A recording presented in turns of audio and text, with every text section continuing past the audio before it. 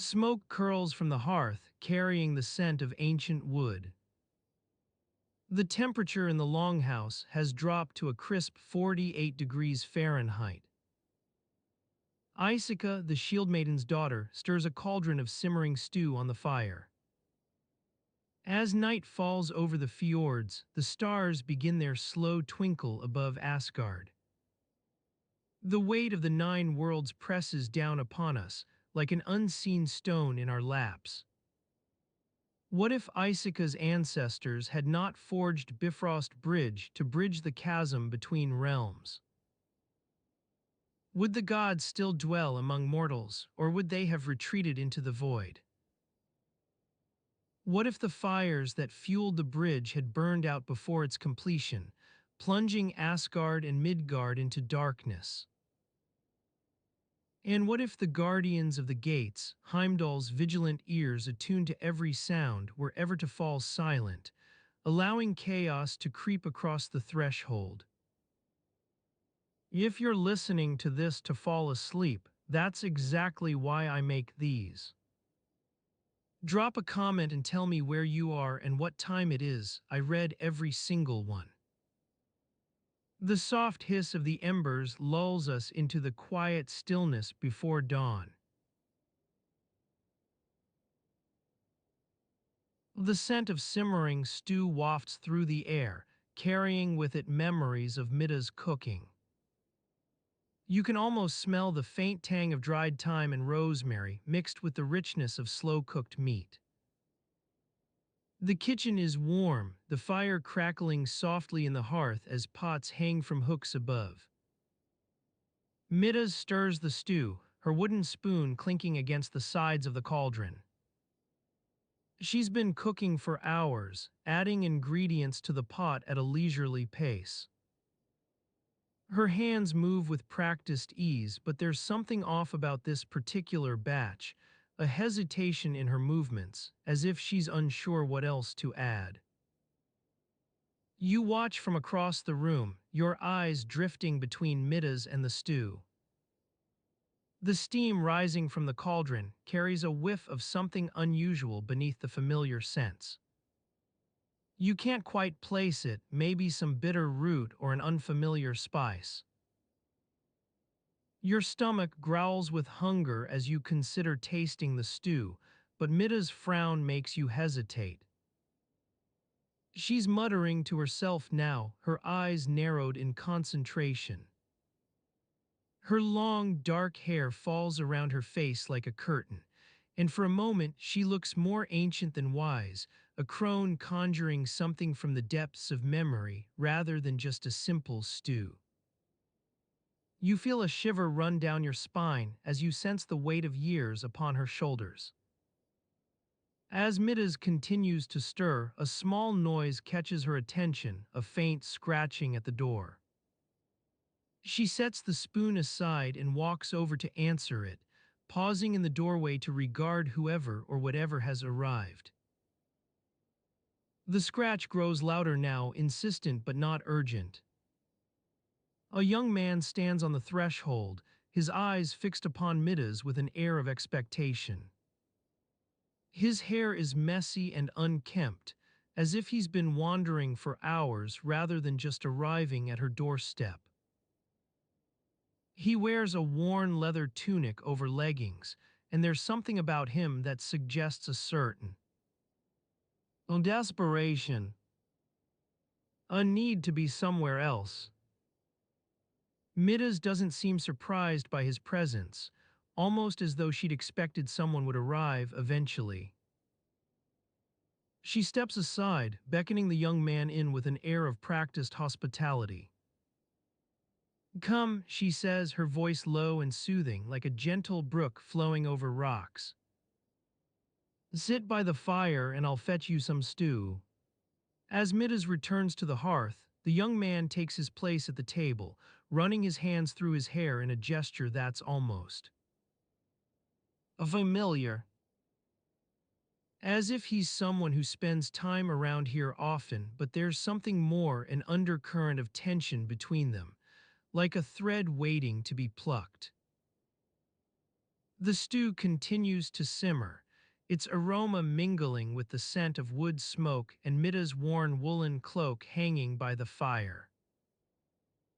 You can almost feel the weight of years upon her shoulders as she serves out generous portions for both herself and the young man, two bowls balanced in one hand like a scale. Middas carries over to where you stand, setting down the stew before turning back to the hearth. She stirs something else now, a small pot hanging from a hook, sending wisps of steam curling upwards into the air. The scent is different here, more pungent and earthy than the stew's rich mixture. As she attends to this new task, you notice something peculiar. On her hand, an old leather cord bears the faint outline of runes, delicate incisions worn by time rather than fresh cuts. You wonder what these symbols might mean, but Middas doesn't seem concerned about them. In fact, it appears as though she's trying to remember where she'd left a particular ingredient for this second pot. Her eyes cloud over, and the room falls quiet except for the crackle of flames and the soft hum of pots simmering away. The young man looks on with interest, but Middas doesn't seem aware of him anymore. Her gaze is fixed upon some distant memory or forgotten recipe. You watch as she stirs this second pot with an absent-minded air, lost in thought rather than fully engaged with what's happening right before her. A small droplet of sweat trickles down her forehead, carried by the warmth emanating from the fire and the cauldron hanging above it. It takes you a moment to realize that Middas is trying to recall something specific about this dish, an ingredient she can't quite remember adding. Her brow furrows in frustration as she paces back and forth before the hearth, her eyes squinting with concentration. Her footsteps are heavy on the wooden floorboards now, like a dark cloud moving across the sky. You feel her tension growing as she tries to recall something long buried, an old family secret or perhaps even the formula for this very stew. It's impossible to know without Middas herself explaining it to you directly. As you stand there watching, a small thread of unease begins to weave its way into your thoughts. This forgotten ingredient seems important. At least, that's what Midda's reaction suggests, as though something is missing from the picture rather than just a minor oversight. But even if we were to ignore this growing sense of unease for now and instead focus on more pressing matters.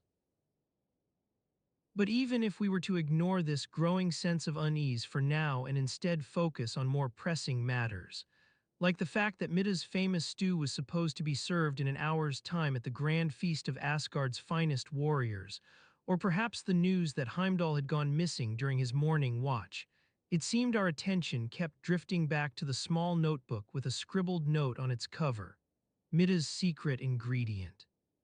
This forgotten ingredient seems important. At least, that's what Midda's reaction suggests, as though something is missing from the picture rather than just a minor oversight.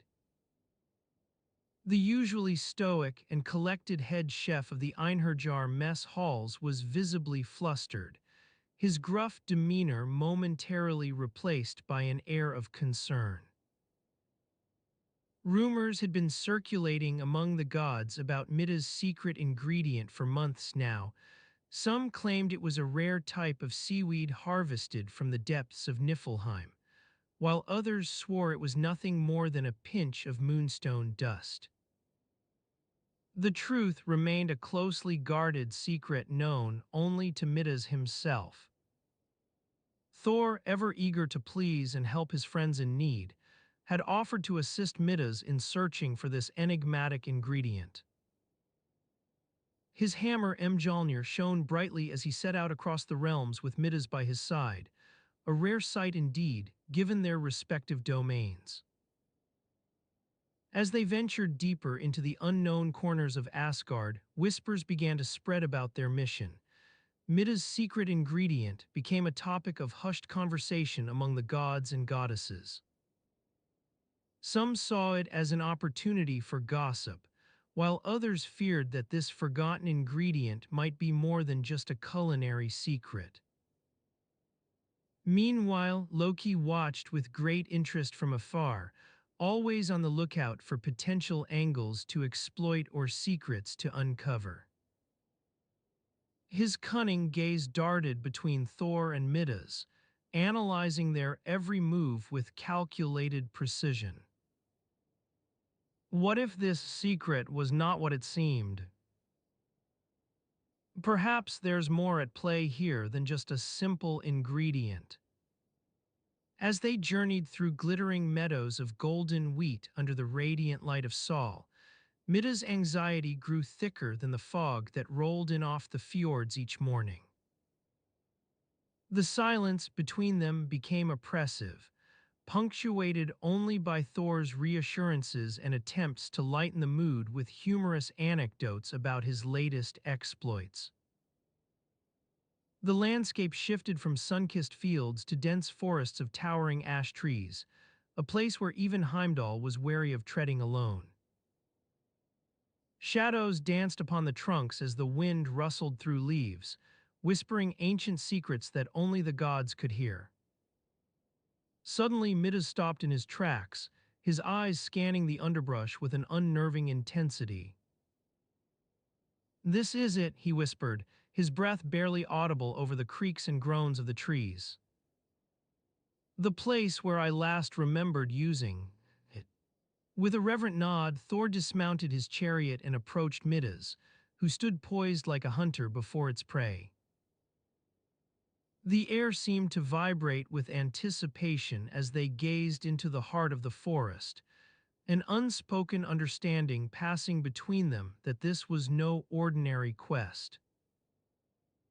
A faint rustling in the underbrush preceded the emergence of a tiny creature, a sprite from Fimbulwinter, her delicate form shimmering like moonlight on snow. Her eyes locked onto Middas, and for an instant they shared a moment of comprehension, as if memories long buried were stirring anew within him. "You see," she said in a voice like the soft lapping of waves against the shore, "I have been waiting, patiently waiting." Midda's face contorted with confusion. "Waiting? For what?" "Your memory, mortal chef," the sprite replied with an ethereal smile. "The one thing you've forgotten, and without which your stew will never achieve its true potential." The scent of simmering porridge wafts through the village, carrying with it the promise of a warm breakfast on this crisp autumn morning. You're standing in front of Helga's hut, watching as she stirs the pot with a worn wooden spoon. The sun is just starting to peek over the thatched roof, casting long shadows across the dirt path. A faint smell of smoke drifts from the nearby fire pit, where her husband Olaf is likely busy tending to the embers. As you wait for your turn at the stove, you notice a group of villagers gathered near the entrance to their home, chatting quietly among themselves. They're discussing something in hushed tones, probably the latest gossip or news from the nearby village of Sigtuna. You catch snippets of conversation, "Heard it's been a poor harvest season, and I spoke with Torsten yesterday, he said the crops are struggling." Helga hands you a steaming bowl filled to the brim with creamy porridge. The warmth seeps into your fingers as you take it from her, releasing a satisfying aroma that makes your stomach growl in anticipation. As you sit down on a nearby bench, Olaf joins the group near the entrance, wiping his hands on a piece of leather before settling in to join their conversation. You notice he's wearing a faded cloak with intricate patterns woven into its hem, one that looks remarkably similar to those worn by the traveling skalds who passed through your village last spring. With each spoonful of porridge, you feel your thoughts begin to untangle themselves from the fatigue of sleeplessness. It's been a long summer, and though autumn has brought some welcome respite in terms of temperatures, the days are still full of work gathering firewood for winter, tending to gardens that need one final care before the snows arrive. As you eat, your gaze drifts toward the nearby forest, where the trees stand tall and proud amidst their fading leaves. A gentle breeze stirs them now and then, causing a soft rustling sound like whispers carried on the wind. The villagers near the entrance continue to chat among themselves, but the conversation gradually winds down as they take seats beside you at the fire pit or begin preparing for their own day's work. For now, though, there is peace in this quiet moment, just before dawn has fully broken and all of life's demands come crashing back.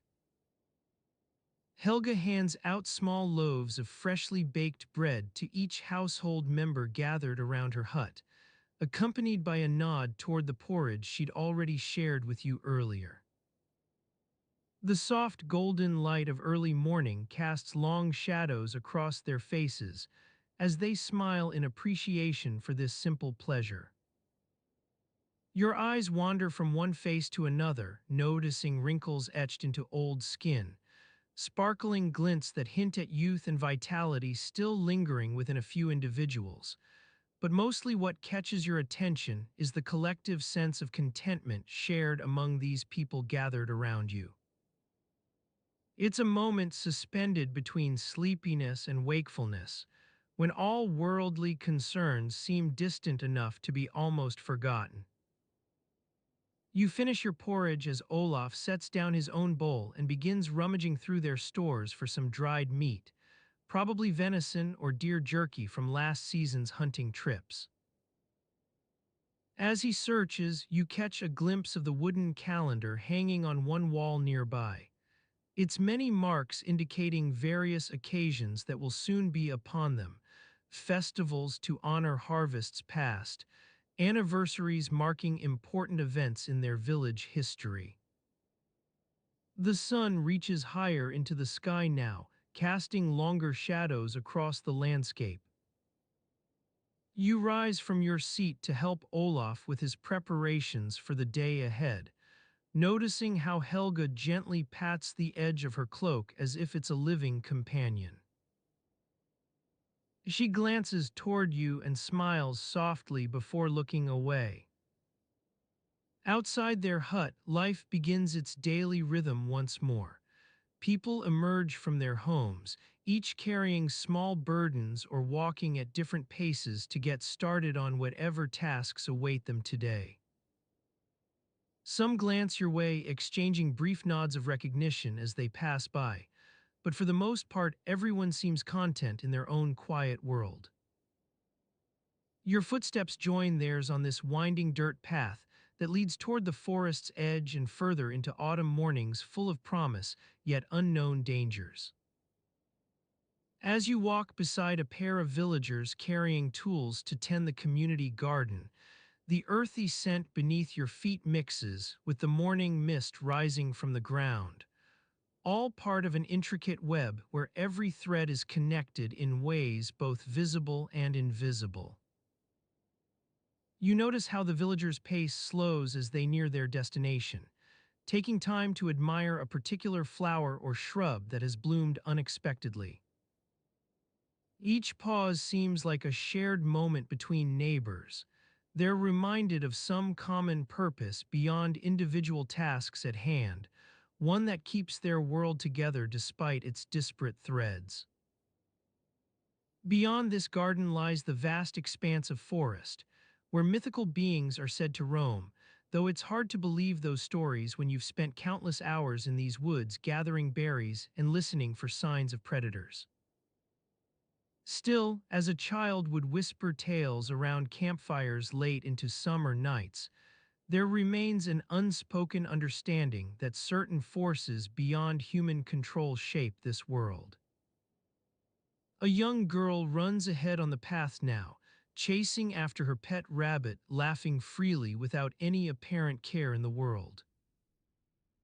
Her voice carries through the morning air as she calls out to a friend walking behind. Torsten, did you know Father found a new piece of iron ore yesterday? We'll make tools for winter.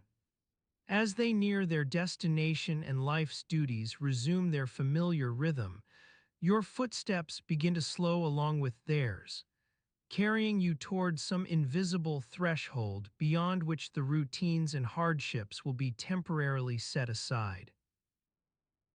It feels almost like an unspoken understanding that within this quiet morning there lies a world both familiar yet still full of mystery.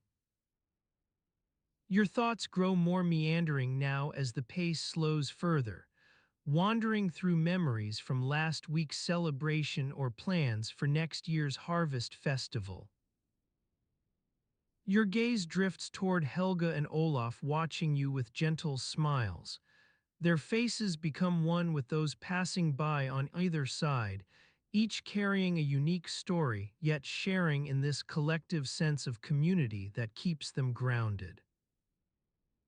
For a moment, it seems as if time itself has taken up the pace of these villagers, slow, measured steps toward an unseen horizon.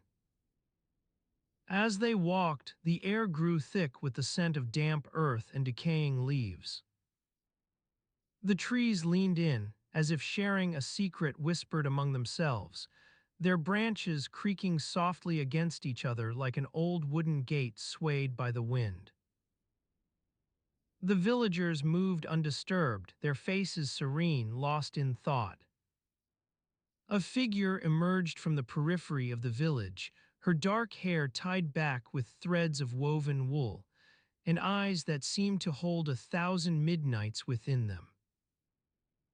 She walked among the others without drawing attention to herself, a fleeting presence, as if made of moonlight itself. Her name was Ira, daughter of the village elder. She had been one who dwelled on the edge of things, observing more than participating in the lives around her. Some said she possessed an otherworldly intuition that guided her steps and whispered counsel into the ears of those seeking wisdom, though few dared ask for her advice directly. Ira's path intersected with that of a young boy named Bjorn, his eyes bright as the first light of dawn on summer mornings. Bjorn was one who questioned everything, always searching for meaning in the world around him. He often sought answers from Ira, though she rarely spoke without purpose or pause. As they walked together now, he turned to her with an unspoken question burning within his eyes. "What do you see?" Bjorn asked softly, as if not wanting to break the spell of the village's gentle pace. Ira looked down at him with a gaze that was both ancient and ageless, as if she held memories from the beginning of time. "I see," she began, her voice low and soothing like a brook running through still waters. "The threads that weave our lives together are not what we think them to be." Her words hung in the air, each one unwinding into silence until it seemed they were swallowed by the very forest itself. "The world is full of invisible paths," Ira continued. "Paths unseen but felt, a sensation akin to walking through shadows that become substance only when stepped upon. It's on these paths we find our true purpose and belonging." Bjorn looked puzzled, his brow furrowed in contemplation. He had always thought their village was the center of all there was, yet Ira spoke as if there were worlds beyond what they knew, worlds that touched theirs through unseen threads. As if aware of Bjorn's confusion, a gentle breeze rustled the leaves above them, and from it came the soft whispering of an old poem. "In twilight's hush where shadows dance, the paths converge in silent prance. Seek not the roads you see each day, for your true path lies beyond the light of gray. Ira smiled slightly as she finished speaking, her eyes never leaving Bjorn. "Come," she said softly and took his hand. Together, they left the slow pace of their fellow villagers behind, their footsteps echoing off a nearby pond that lay like a silver mirror in the morning's growing light.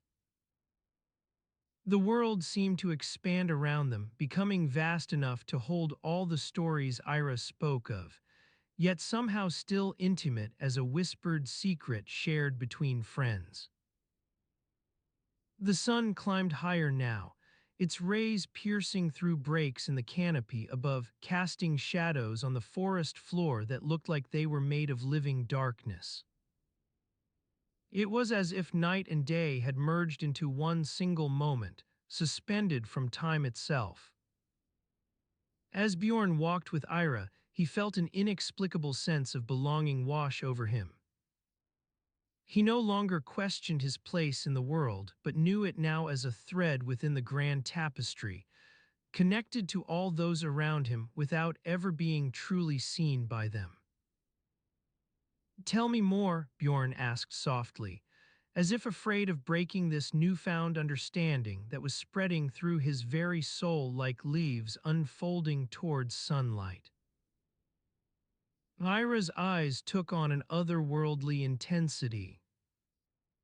"The paths we walk in life are not what we think they should be," she said once again, her voice barely above a whisper now, lost in the sounds and sense of nature awakening around them. "But do you see?"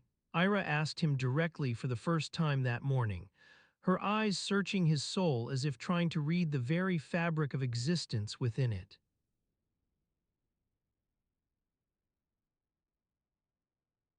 The faint scent of damp earth wafted through the air, carried on a gentle breeze that rustled the leaves of the nearby trees.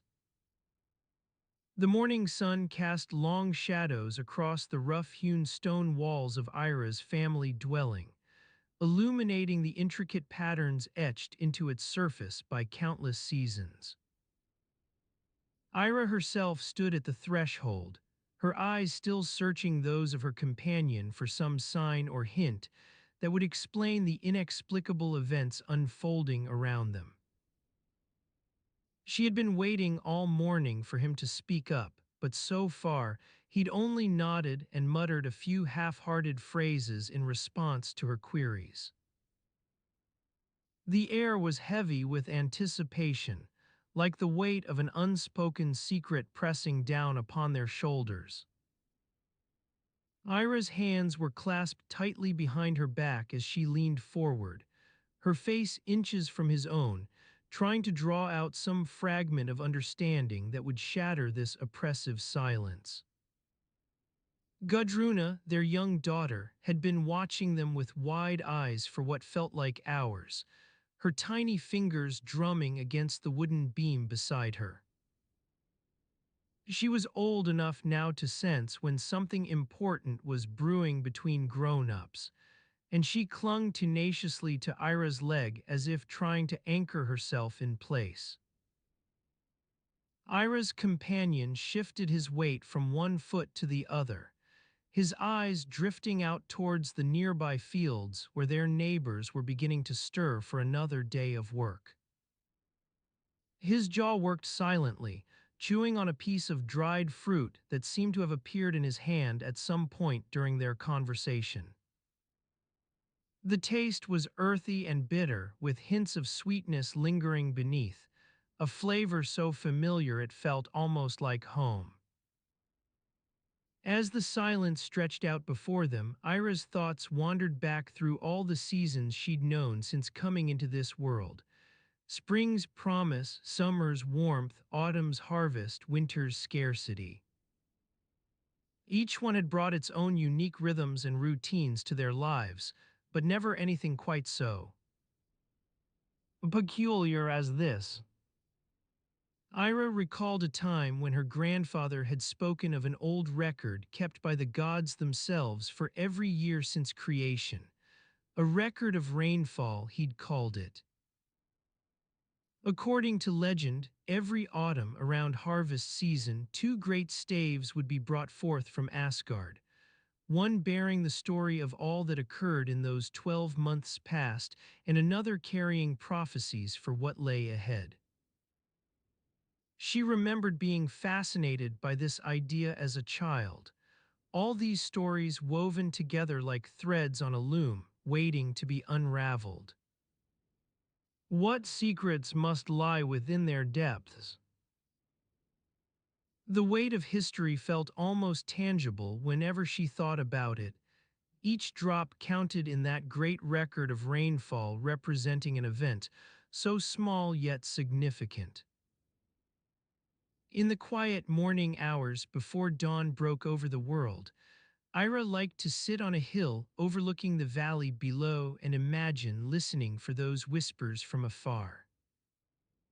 She'd close her eyes, letting her ears pick out every sound carried by the wind: rustling leaves, chirping birds, distant laughter, or weeping, each carrying its own distinct message. One summer morning, while working alongside Gudruna in their garden, she noticed how a tiny seed planted too deeply would refuse to sprout.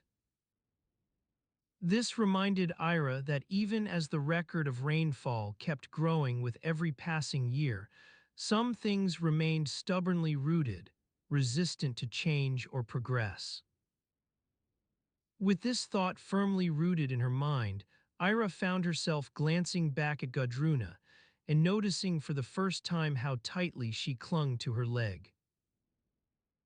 It struck her that perhaps their daughter's small grasp wasn't just a sign of affection, but also an attempt to anchor themselves within all these shifting narratives, seeking stability amidst a world full of mysteries waiting to be unraveled. At this moment, as if summoned by some unspoken request from Ira herself, Gudruna broke the silence that had grown so thick between them. She tugged hard on her mother's leg with one hand while clutching an empty clay vessel in the other, its surface streaked with last night's porridge remnants. "I," she exclaimed, using their native term for more. The simple request hung suspended within the stillness like a challenge waiting to be met. "Will you fill this cup and give us what we need?" Gudruna watched her mother expectantly now. Ira could almost see the question forming inside that curious mind of hers. And in response, something inside Ira shifted ever so slightly. Perhaps it was merely fatigue or maybe even a glimmer of understanding that had been hiding just beneath the surface. In any case, whatever spark ignited within those worn eyes seemed to be enough. A single phrase rolled off her tongue like autumn leaves rustling against stone. "We'll see what tomorrow brings." As she spoke those words, a quiet confidence settled upon her like a soft blanket on a winter's night. The lines etched into her face seemed to relax, and for an instant the weight of years bore down less heavily upon her shoulders. Her gaze drifted away from his, as if seeking something in the distance, perhaps solace or hope. He watched her, fascinated by this subtle transformation. What was it about those words that brought such a change? Was it merely fatigue or maybe even a glimmer of understanding that had been hiding just beneath the surface? The silence between them grew thick and heavy as they stood there, each lost in their own thoughts. Outside, the wind picked up, whipping the trees into a frenzy of creaking branches and swaying leaves. The air was alive with the scent of damp earth and ozone, autumn's final stand against winter's chill. As if sensing the sudden stillness within him, she turned back to face him once more. Her eyes seemed brighter now, as if a spark had indeed been kindled in their depths. He felt his own heart stir in response, and he found himself holding his breath in anticipation of what might come next. Tomorrow, she repeated softly, her voice barely audible above the wind's gentle moaning through the trees. Oh, we'll see. He nodded, a small, almost imperceptible movement, as if acknowledging some unspoken understanding between them. The air vibrated with an unseen tension, like the moment before a storm breaks. Her gaze lingered on his for what felt like an eternity, then shifted away once more, her eyes drawn to something in the distance. He followed their path and discovered a small wooden chest nestled beside the base of the largest tree. Its lid was slightly ajar, revealing a worn leather journal within. With a sense that he'd been dismissed from some private conversation, he turned back to his original perch, settling into its familiar contours as if reclaiming an old friend. The wind's caress soothed him now, carrying on its breath the whispers of forgotten memories and half-remembered tales. The journal lay open before her, its pages yellowed with age and covered in handwriting that danced across the page like fireflies on a summer evening.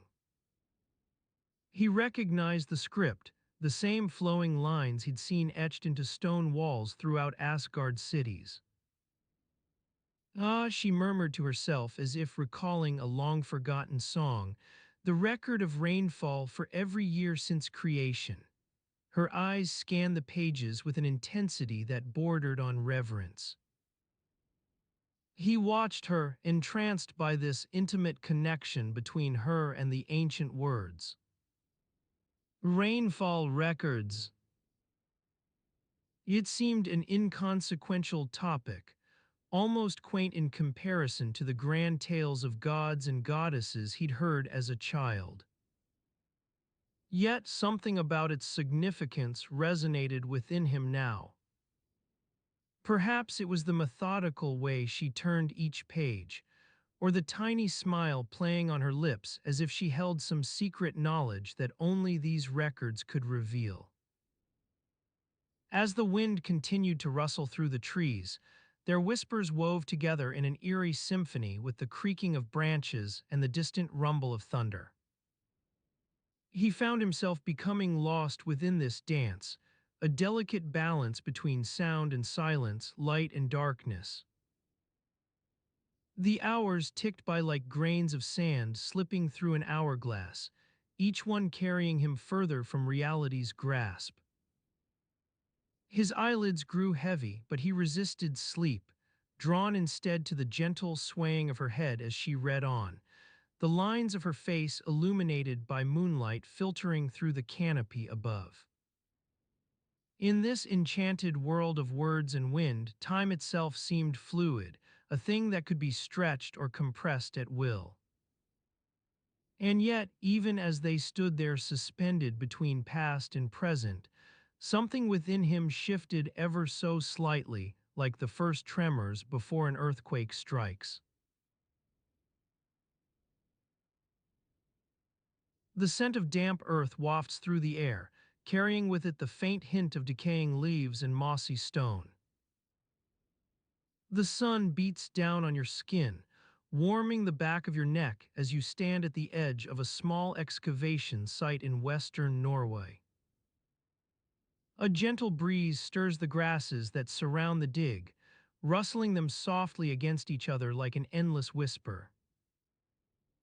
You're here to join Dr. Einarsson's team, who have been excavating this rural site for weeks now. The team leader himself is nowhere to be seen at present. He's likely off poring over some dusty texts or arguing with his assistant about the finer points of Norwegian antiquity law. You've arrived just as they're wrapping up their morning session and taking a short break. The air is alive with the sounds of conversation, muffled but audible, carried on the breeze from the nearby picnic area where the team has set up their makeshift canteen. The smell of freshly brewed coffee wafts over to you, mingling with the scent of damp earth and making your stomach growl in anticipation. You've been warned about Dr. Einarsson's obsession with this site, a supposed lost settlement of the Fjellhavn people from centuries past. Many think it's nothing more than an elaborate myth, but he remains convinced that there's truth to be uncovered here. You're not entirely sure what you believe, but something about the way Dr. Einarsson talks makes you want to listen. The site itself stretches out before you, a patchwork of rough-hewn stones and earthy trenches cut into the hillsides like an open wound in the landscape. The sun casts long shadows across the ground as you take your first tentative steps forward, feeling the uneven terrain shift beneath your feet. A rusted shovel lies abandoned on the edge of one trench, its wooden handle worn smooth by countless hands over the years. You notice a cluster of stones nearby, carefully arranged in what looks like some sort of pattern or code, but it's impossible to make out from this distance. The team has left these particular rocks untouched for now, opting instead to focus on uncovering whatever lies beneath them. Einarsson is nowhere to be seen, but his assistant, a harried-looking young woman named Han, spots you and hurries over with an awkward smile plastered across her face.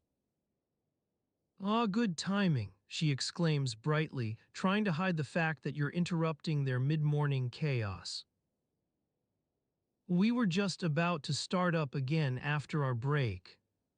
You exchange a few pleasantries as Han hands you a steaming cup of coffee, black and strong enough to knock your socks off on an empty stomach, before bounding back off toward the canteen, leaving you alone at the edge of the dig. The silence is almost palpable now that she's gone. You take a slow sip of your coffee, letting its bitter taste linger in your mouth as you scan the site for any sign of Dr. Einarsson or his mysterious lost settlement. A faint hum begins to build in your ears, distant yet unmistakable, the low rumble of an engine coming down from the nearby road. Your eyes flick toward the sound source, and a shiver runs through you at what might be seen approaching along that winding road, perhaps even Dr. Einarsson himself, descending upon his team like some kind of archaeological storm cloud. You feel your gaze drifting back to Han as she returns with yet another steaming tray bearing an assortment of pastries, golden brown waffles and small sugar-dusted cakes that look suspiciously homemade. "Sorry about the mess," she apologizes hastily, handing you a pastry before quickly whisking away to rejoin her colleagues. The morning sun casts long shadows across the site now, as if trying to match the dark curves of your own doubts about this place and its supposed history.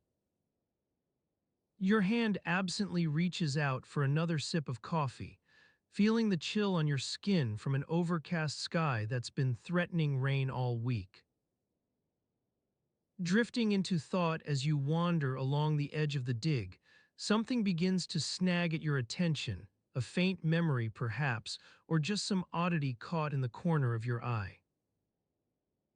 A fragmentary stone, its edges rough-hewn and weathered almost beyond recognition, catches your gaze near one of the trenches.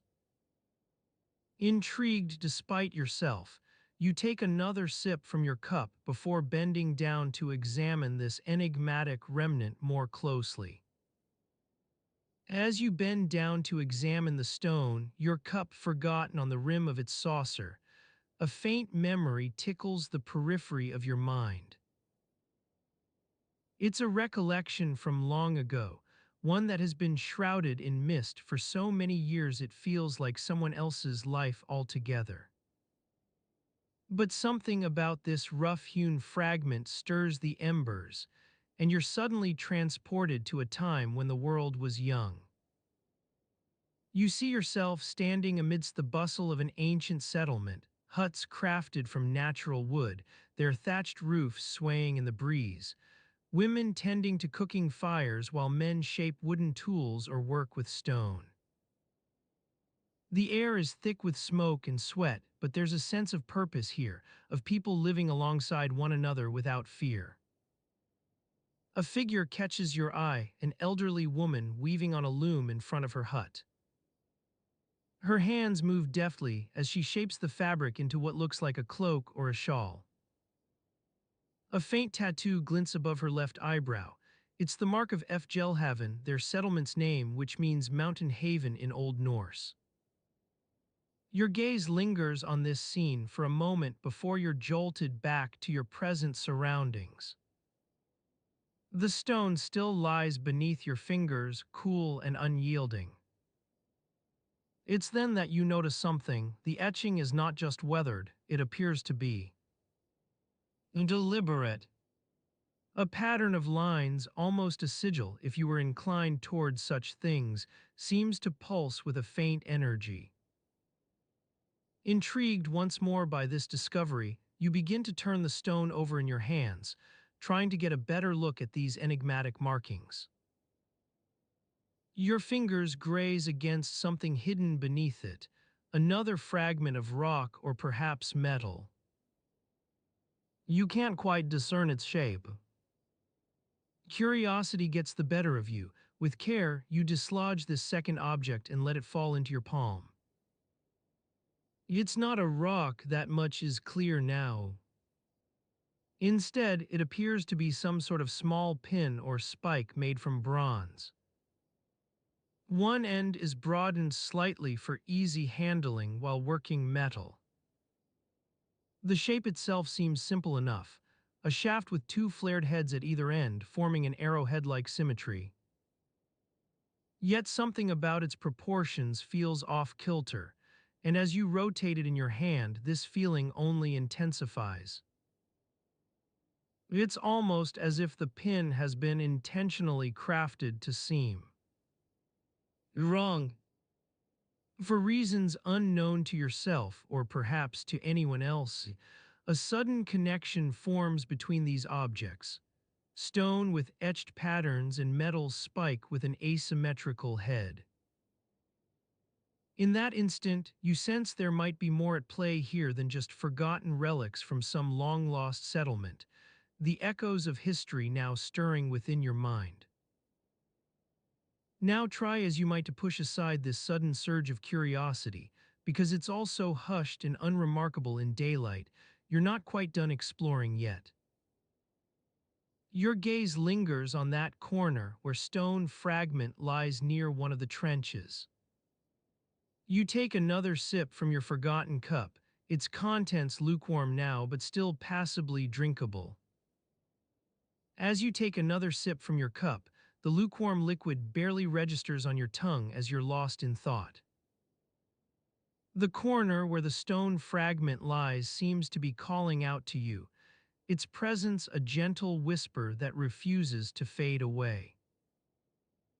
You've been here for what feels like hours, yet the passage of time has become irrelevant amidst the endless rows of trenches and the quiet atmosphere.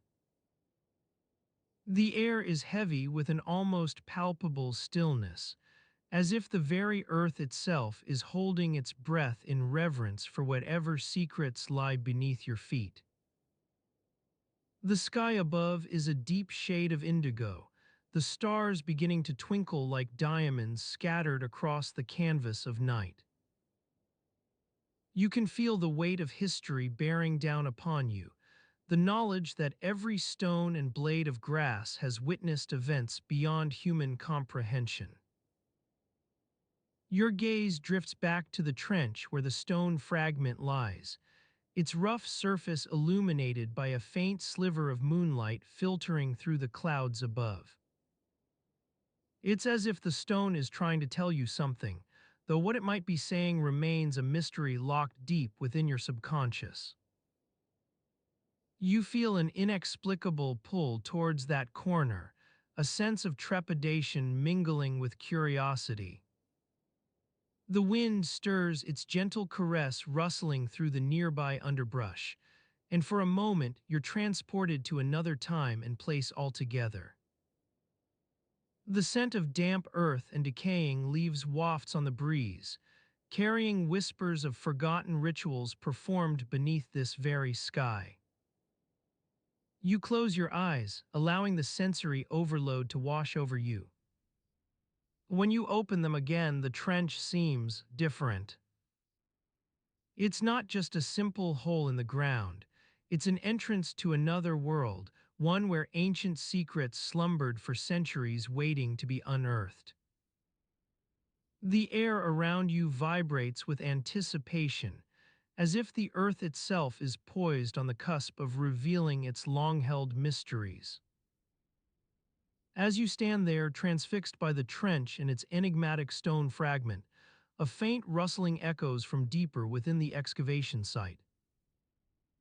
It's the sound of footsteps crunching through gravel, light at first but growing louder with each passing moment. Your heart quickens as anticipation builds. Who could be approaching in this remote corner of Fjellhavn? The rustling ceases, replaced by a low murmur that seems to emanate from the direction of the trench. Voices are hushed and indistinct, yet their tone sends shivers down your spine. You feel like an intruder, caught eavesdropping on private conversations between long-forgotten souls. A figure emerges from the darkness, dressed in attire so worn it might have been torn straight from the pages of history books. A woman with eyes that seem to hold 1,000 midnight steps into view. Her presence is both reassuring and unsettling. You sense she's someone who understands this place as intimately as the earth itself. "Who are you?" the voice asks softly, but its timbre carries an unmistakable authority, like thunder on a distant horizon. You hesitate for a moment before answering, unsure if the answer matters or simply satisfies her curiosity. "I'm a visitor," you stammer, trying to find words that hold even a fraction of the truth.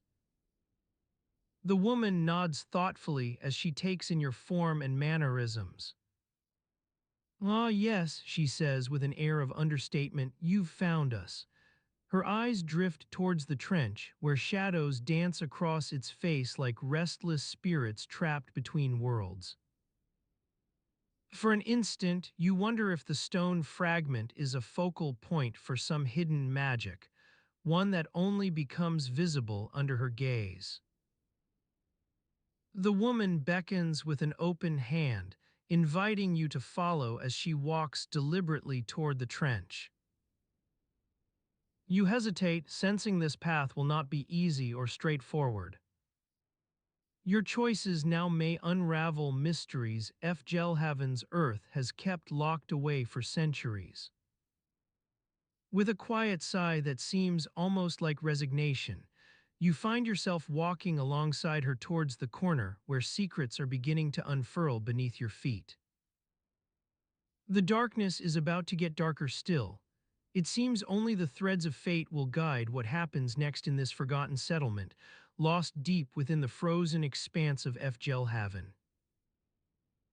The cold stone beneath your feet tells you that the night air has grown even crisper since your last sip from the cup.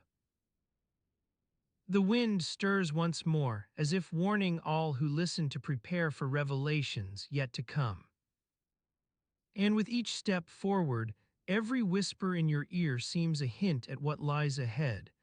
Paths not chosen will forever remain lost amidst Fjellhavn's mists and shadows. Yet it is here that the threads of reality begin to unravel like a tapestry left to fray by time itself. The ground beneath you begins to give way underfoot, as if you're walking on a dream where every step blurs into uncertainty. It seems in this forgotten place called Fjellhavn, only one truth can be trusted. No matter how far back your gaze reaches into the darkness of centuries past, there's always more yet unseen.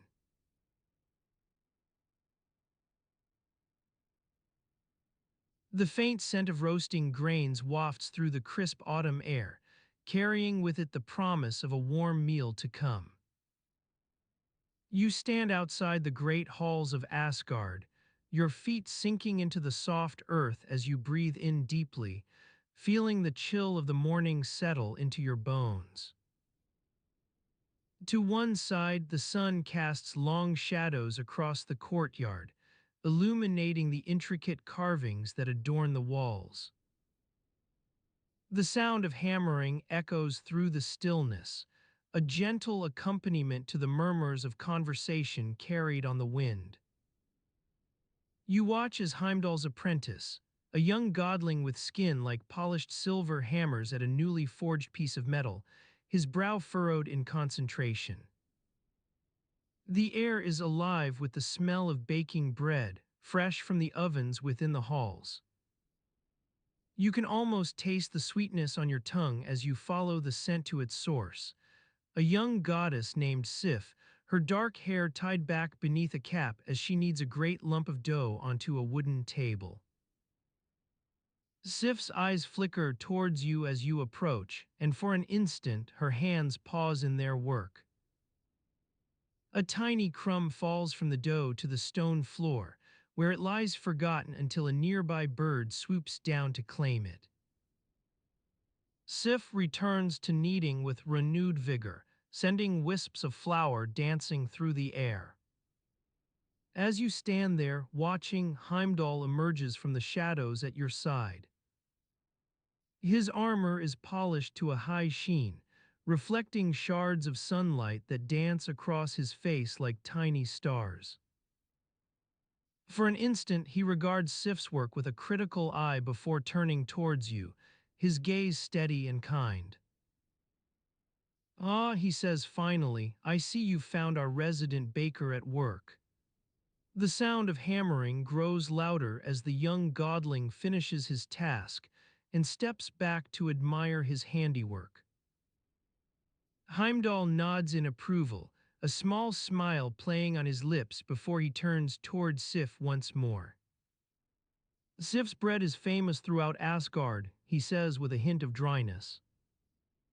"Some say it has healing properties, though I suspect that may be mere myth."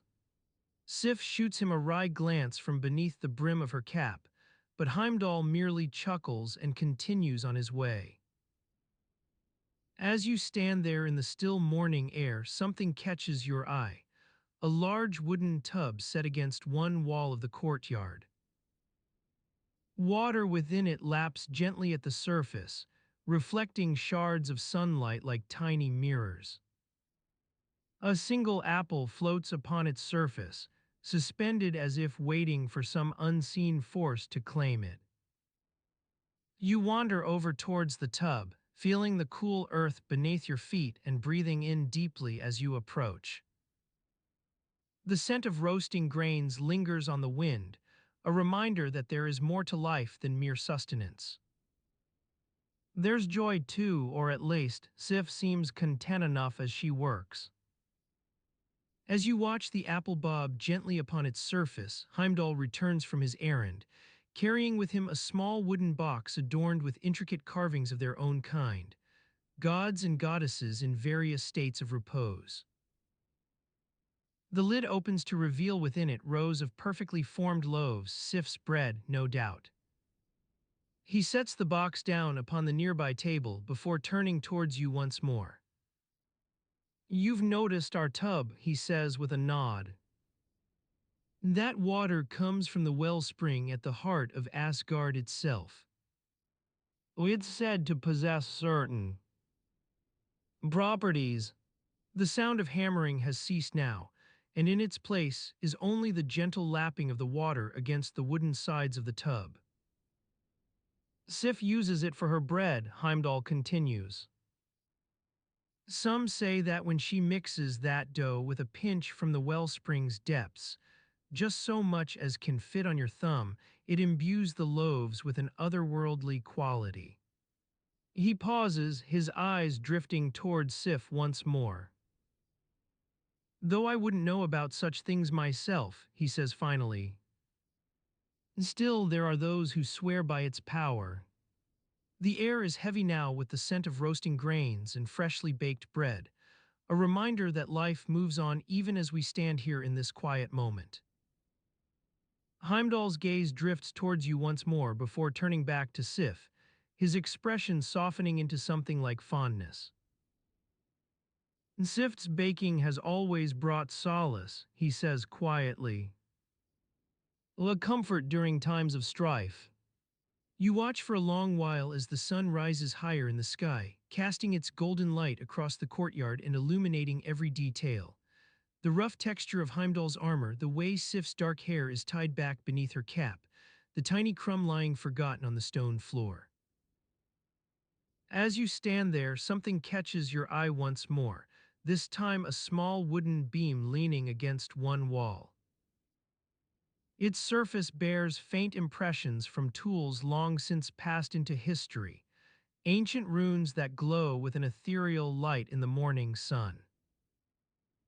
The scent of roasting grains lingers still upon the breeze.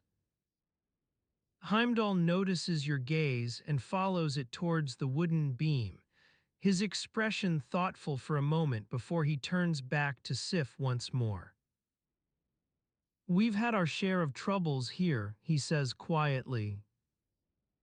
War, famine, though that's long since past now. The sound of hammering has returned, this time from within one of the halls themselves, low and steady like thunder growing on a summer day. Heimdall watches it go with a small frown before turning towards you once more. It seems there are still disputes among our kind, he says quietly. Though they're not as dire now as in days past. The sun rises higher yet, casting long shadows across the courtyard and illuminating every detail, including those faint impressions on the wooden beam, ancient runes that glow with an otherworldly light. As you watch Heimdall disappear into one of the halls himself, something catches your eye once more. A nearby bench bears a set of fresh cushions made from what looks to be woven wool or perhaps even sheep's fleece, though it may simply be some other material unknown in this time and place. The scent of roasting grains lingers still upon the breeze. You wander over towards the bench, feeling the soft earth beneath your feet as you approach. Sif is busy now with a large wooden board bearing an assortment of vegetables, fresh carrots, green onions, perhaps even a few potatoes if one knows where to look in Asgard's wellspring-fed soil. She notices your presence and raises her head from her work for just an instant before returning to the task at hand. A nearby bird perched on the edge of its wooden box watches with curious eyes as you approach, though it makes no move to fly away. You stand beside Sif now, watching as she carefully sorts through a handful of dried herbs before sprinkling them upon one end of her large wooden board. Her hands are stained with dust from handling flour and perhaps other substances altogether different, but equally unknown in this time and place. I'm just finishing up the last batch, Sif says quietly as you stand beside her, watching the way the morning light dances across her dark hair tied back beneath its cap. The sound of hammering grows louder now, low and steady like thunder on a summer day. The scent of roasting grains lingers still upon the breeze, though it's beginning to fade with each passing moment as other smells start to emerge from within one of the halls themselves. Wood smoke, perhaps even cooking oil or whatever else might be contained in those pots hanging over an open flame. The air is thickening now, heavy with a mix of scents and sounds that transport you deeper into this forgotten place called Fjellhavn, though it may simply be Asgard itself. The wooden beam leans against one wall nearby, its surface bearing faint impressions from tools long since passed into history, ancient runes glowing softly in the morning light. As Sif works on her final batch of bread and Heimdall disappears into one of the halls himself, you find yourself lost in thought, considering all that has been said thus far about this enigmatic place called Fjellhavn. The scent of freshly baked rye wafts through the air, carrying with it memories of countless breakfasts shared around Fjellhavn's communal tables. You breathe in deeply, feeling the warmth spread through your chest as you stand amidst the bustling hubbub of morning preparations. The fire crackles and spits in the great hearth at its center, casting a golden glow over the gathering crowd. Sif expertly kneads dough on her workbench, her hands moving with practiced ease as she shapes it into perfect loaves. Her eyes meet yours for an instant before returning to the task at hand, proofing the day's batch of bread. The scent of yeast and flour fills your nostrils, transporting you back to similar mornings spent helping in your own family's bakery. As Sif works on her final batch, Heimdall slips away unnoticed into one of the halls himself, his presence no more than a fleeting glimpse of silver armor against the dark stone walls. You watch him go with mild curiosity. It is not uncommon for Fjellhavn's guards to disappear at dawn's early light, lost in their duties or merely seeking solitude. Your gaze drifts across the hall, taking in the quiet bustle of morning routines. A pair of young women tending to the fire, another couple exchanging soft words by the entrance. The sound of clinking pots and pans carries from deeper within Fjellhavn's inner sanctum. You catch glimpses of busy cooks preparing for the day ahead. Nearby, an elderly woman sits hunched on a stool, her back bent as she carefully sorts through bundles of dried herbs tied with twine. She glances up, catches your eye, and offers a gentle nod before returning to her task. You recognize her from previous visits, Grothith the Wise One, keeper of Fjellhavn's stores and secrets. As you watch Grothith sort through her herbs, memories begin to resurface. Whispers of an ancient law that governs life in these halls, one tied closely to the land itself. You recall fragments of a conversation overheard by the fire pits, mentions of three secret genders within Old Norse law, something about them being as intricately woven into Fjellhavn's tapestry as the intricate patterns on Grothith's woolen blankets. The thought lingers in your mind like an uninvited guest at a gathering. You are not sure what to make of it or how much credence to lend these whispers, but something within you stirs with curiosity. As if sensing this unease, Sif finishes her final batch and places the perfectly baked loaves on a nearby shelf. She steps away from the workbench, wiping flour dust from her hands onto her apron as she makes room for another tasker to take over at the dough-making table. Her eyes meet yours once more before returning to this latest chore, leaving you wondering about these three secret genders and their significance within Fjellhavn's inner workings. Grothith looks up again from her stool, as if sensing your gaze lingering on Sif and the mysterious topic of law that has piqued your interest. Her eyes hold a quiet understanding. She knows the threads of knowledge you are weaving together. You feel an unspoken invitation to approach her, though Grothith's words come only in measured tones.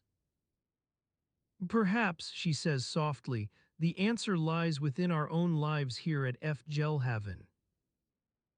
In how we live and breathe these halls with a deep reverence for the land that nourishes us.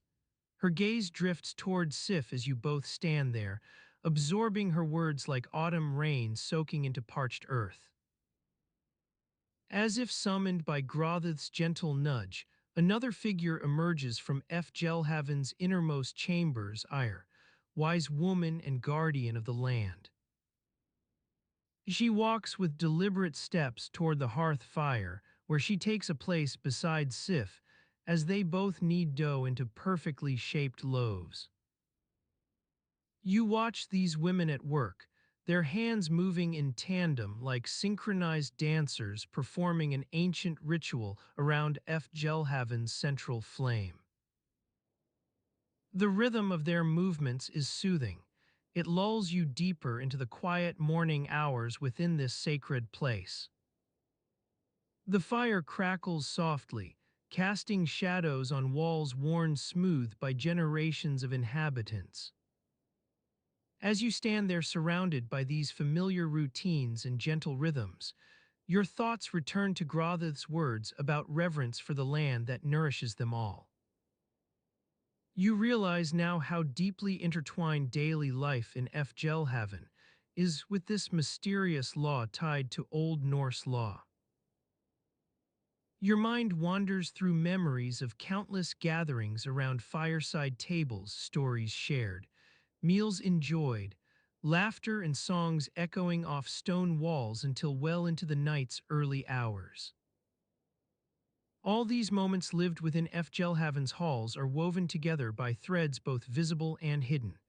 The intricate patterns on Grothith's blankets, the rituals of Ire and Sif as they weave life-giving bread in this sacred place.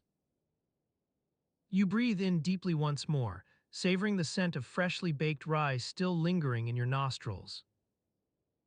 Your thoughts begin to untangle themselves, pieces falling into place like a puzzle, gradually solved by warmth and quiet contemplation within Fjellhavn's enveloping shadows. Grothith looks up from her herbs now as you stand lost in thought, an unspoken understanding passing between the two of you without words. Ire continues kneading dough beside Sif, their hands moving with practiced ease, like dancers performing a long-forgotten waltz that only lives on within Fjellhavn's ancient heart. As morning progresses into its gentle hours, shadows deepen in the halls while sunlight grows stronger outside through narrow windows cut high above. Your thoughts begin to untangle themselves further, memories resurfacing from forgotten corners of your mind like flowers pushed by spring rain bursting forth anew in once barren soil. Your gaze drifts toward Grothith's bundle of dried herbs, tied with twine that holds the secrets of Fjellhavn within its intricate patterns. The thought returns to those whispers you overheard near the fire, about three secret genders hidden within Old Norse law and their mysterious roles in governing life here. As morning deepens into afternoon, shadows grow longer across stone walls, while warmth from the hearth radiates outward like a gentle sun itself. Your thoughts now wander through memories of Grothith tending her bundles of dried herbs with such reverence, care that borders on love. The fire crackles softly in response to this inner stillness within you, offering up its golden light as a comforting companion during these quiet hours spent lost in thought within Fjellhavn's heart. You feel your breathing grow slower and more even, the warmth spreading through your chest now accompanied by a sense of peace. Time itself seems suspended here amidst these familiar routines and gentle rhythms, like leaves caught motionless on an autumn branch swaying gently to unseen winds. Your thoughts continue their journey, following threads both visible and hidden that connect daily life in Fjellhavn with this mysterious law tied closely to Old Norse law. As shadows deepen further within the halls now bathed in soft afternoon light from high windows, your understanding begins to grow more nuanced, like a tapestry gradually taking shape under skilled hands. As you sit with your back against a richly woven tapestry depicting scenes from the Aesir's greatest deeds, you begin to sense that there is something peculiar about Old Norse law. It's not merely a set of rules governing human behavior, but rather an intricate web of principles and concepts that reflect the deeper workings of the world. Your guide, a wise scholar with a kind smile, notices your growing fascination and leans in closer. You see, she says, her voice barely above a whisper, the Old Norse understood that life is not as simple as it seems. They knew that there are hidden patterns at work, governing the flow of energy between humans, gods, and the land itself.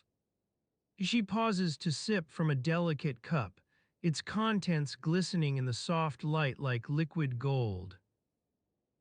As she sets it down, her eyes sparkle with an inner fire. The concept you're about to learn is one that has been lost on most scholars for centuries. It's known as Tvehen, the three secret genders. You lean forward, your mind racing with anticipation. What could these mysterious genders possibly reveal? Your guide nods encouragingly and begins her tale.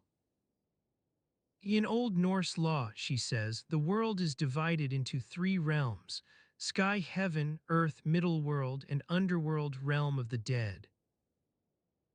Each realm has its own distinct energies, and within each lies a specific type of being that embodies these forces. The Tvehen are the manifestations of these energies in their most primal forms. She pauses to allow your mind to grasp this concept. The first gender is known as men, those who embody the masculine energy of creation, movement, and action. Men represent the sky realm's force, dynamic, expansive, and full of life. The second gender is called Kvena, those who personify the feminine energies of nurturing, receptivity, and transformation. Kvena embodies the earth realm's power, calm, abundant, and cyclical. Your guide takes a deep breath before continuing her explanation. The third and most enigmatic Tvehen are known as Nidir, those who represent the balance between man and Kvena, but also carry within themselves an essence that is neither fully masculine nor feminine. Nadir embody the underworld's force, mysterious, intuitive, and capable of piercing through illusions. She leans back in her chair, a look of quiet satisfaction on her face. To understand Tvehen, she says gently, is to grasp the fundamental harmony between life forces that flow from sky to earth to underworld.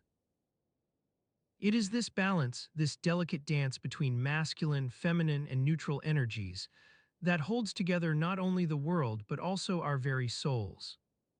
As your mind struggles to comprehend these concepts, you begin to notice subtle patterns around you. The tapestries on the walls seem to shimmer with a deeper meaning. The shadows cast by the afternoon sun appear more nuanced than before. Your guide notices your gaze drifting toward the intricate carvings that adorn the wooden panels of the room's ceiling. Ah, she says, following your line of sight, those are the nine worlds' runic symbols Edir, which whisper secrets to those who listen closely. You feel a shiver run down your spine as you realize that every aspect of this place is imbued with meaning, from the soft light filtering through windows high above to the whispers emanating from the walls. It's as if the very fabric of reality has been woven into the structure itself. This room, she says, is a miniature representation of the cosmos, an echo chamber where we can hear and understand the hidden laws that govern life. She pauses for emphasis. As you begin to grasp Tvehen, remember, true wisdom lies not in understanding individual concepts, but in perceiving how they interconnect and balance one another. Your thoughts swirl as you struggle to capture this intricate tapestry of ideas within your mind's eye. It feels like trying to hold water between cupped hands. The more you think about it, the more elusive its essence becomes.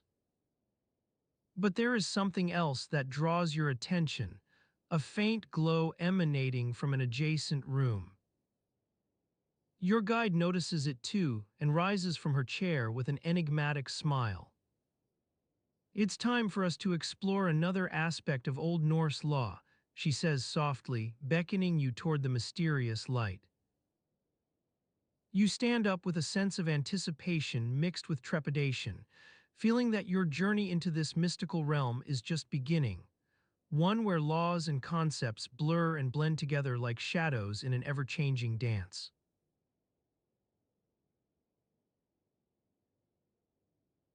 The soft glow of the candlelit room seeps into your skin like a warm bath on a chilly autumn evening. The flame casts eerie shadows on the walls as it dances in the gentle breeze from the open window, carrying with it the scent of damp earth and decaying leaves. You breathe deeply, feeling the fragrance fill your lungs, and let out a slow exhale that carries the weight of fatigue. You sink into the plush cushion of your chair, running your fingers over its intricate patterns and velvet softness. The cushions have grown worn from years of use, but they still provide comfort after a long day's work in the fields or workshops of Asgard. You close your eyes, letting the gentle creaks and groans of the wooden frame lull you into a state of relaxation. The silence is broken by the soft murmur of Heimdall, standing watch on the Bifrost bridge. His voice carries across the expanse like a distant songbird's trill, steady, consistent, and reassuring. You try to place his words but can only make out fragments, eyes growing dim, feathers falling. The rhythm is soothing, drawing you into its cadence. Odin stands at the edge of the room, leaning against the stone wall that separates the great hall from the smaller chambers beyond. He gazes down at a small bowl in his hands, an offering to Mimir's spirit. A symbol of some forgotten ritual. The soft candlelight catches on the intricate carvings etched into its surface, runes for healing and protection, whispers of secrets shared between gods. He raises it to his lips as if considering taking a sip from it. His eyes are sunken deep within their sockets. Lines carved by years of wisdom and pain crease his face like furrows on an ancient tree trunk. The threads that tie the hems of his cloak have come undone once more, revealing hints of woolen fabric beneath in shades of indigo and crimson. For a moment, you wonder what he'll do next, sip from the bowl or let it remain untouched. Will he sit down beside you to share some tales of old, passing on knowledge gathered over millennia? The air thickens with anticipation as you wait for his decision, your own eyelids growing heavy like those of an exhausted child. He sets the bowl back down without taking a sip. His fingers trail across its surface before falling still against his thigh. You notice how they're almost translucent in the candlelight, frail and etched by time and hardship. The hands that once led armies into battle now tremble with each delicate movement, like those of an aging musician's as he caresses the strings on a worn lyre. He takes one last glance at the bowl before turning his attention to you, or perhaps not seeing you, lost in thought as he often is when grappling with ancient secrets. You feel an odd sense of connection to this man who walks among gods, but still feels frail and uncertain like anyone else beneath the weight of their own mortality. His eyes seem to pass through the air between you without touching it, searching for something, perhaps a memory from days long past or a vision yet to be revealed. His gaze settles on some distant horizon where shadows blend with twilight's hush. Time itself appears fluid in those moments when his thoughts are elsewhere, and he sees beyond this mortal realm. The warmth of the room gradually recedes as if drawn into whatever void has captured Odin's attention. Shadows grow longer, stretching towards him like dark fingers reaching for a forgotten meal left unattended on some ancient hearthstone. The soft murmur from Heimdall fades to silence, or perhaps you were only imagining it. In this space between moments when the world seems poised in an eternal instant, the room cools slightly as night air drifts through the window. You shiver ever so slightly beneath your cloak, a faint tremor that feels out of place amidst the serenity of this candlelit sanctuary. Odin's expression becomes distant once more. He turns to leave but pauses before stepping into the next chamber, his hand brushing against the stone wall as if drawn by some hidden pattern etched there. In passing, you catch sight of a single strand from his cloak caught in your chair's intricate weaving, like an invisible thread connecting them across time and space. He disappears around the corner without another word or gesture of farewell, leaving behind only the faint scent of aged wool and memories that cling to the worn velvet cushion where he rested.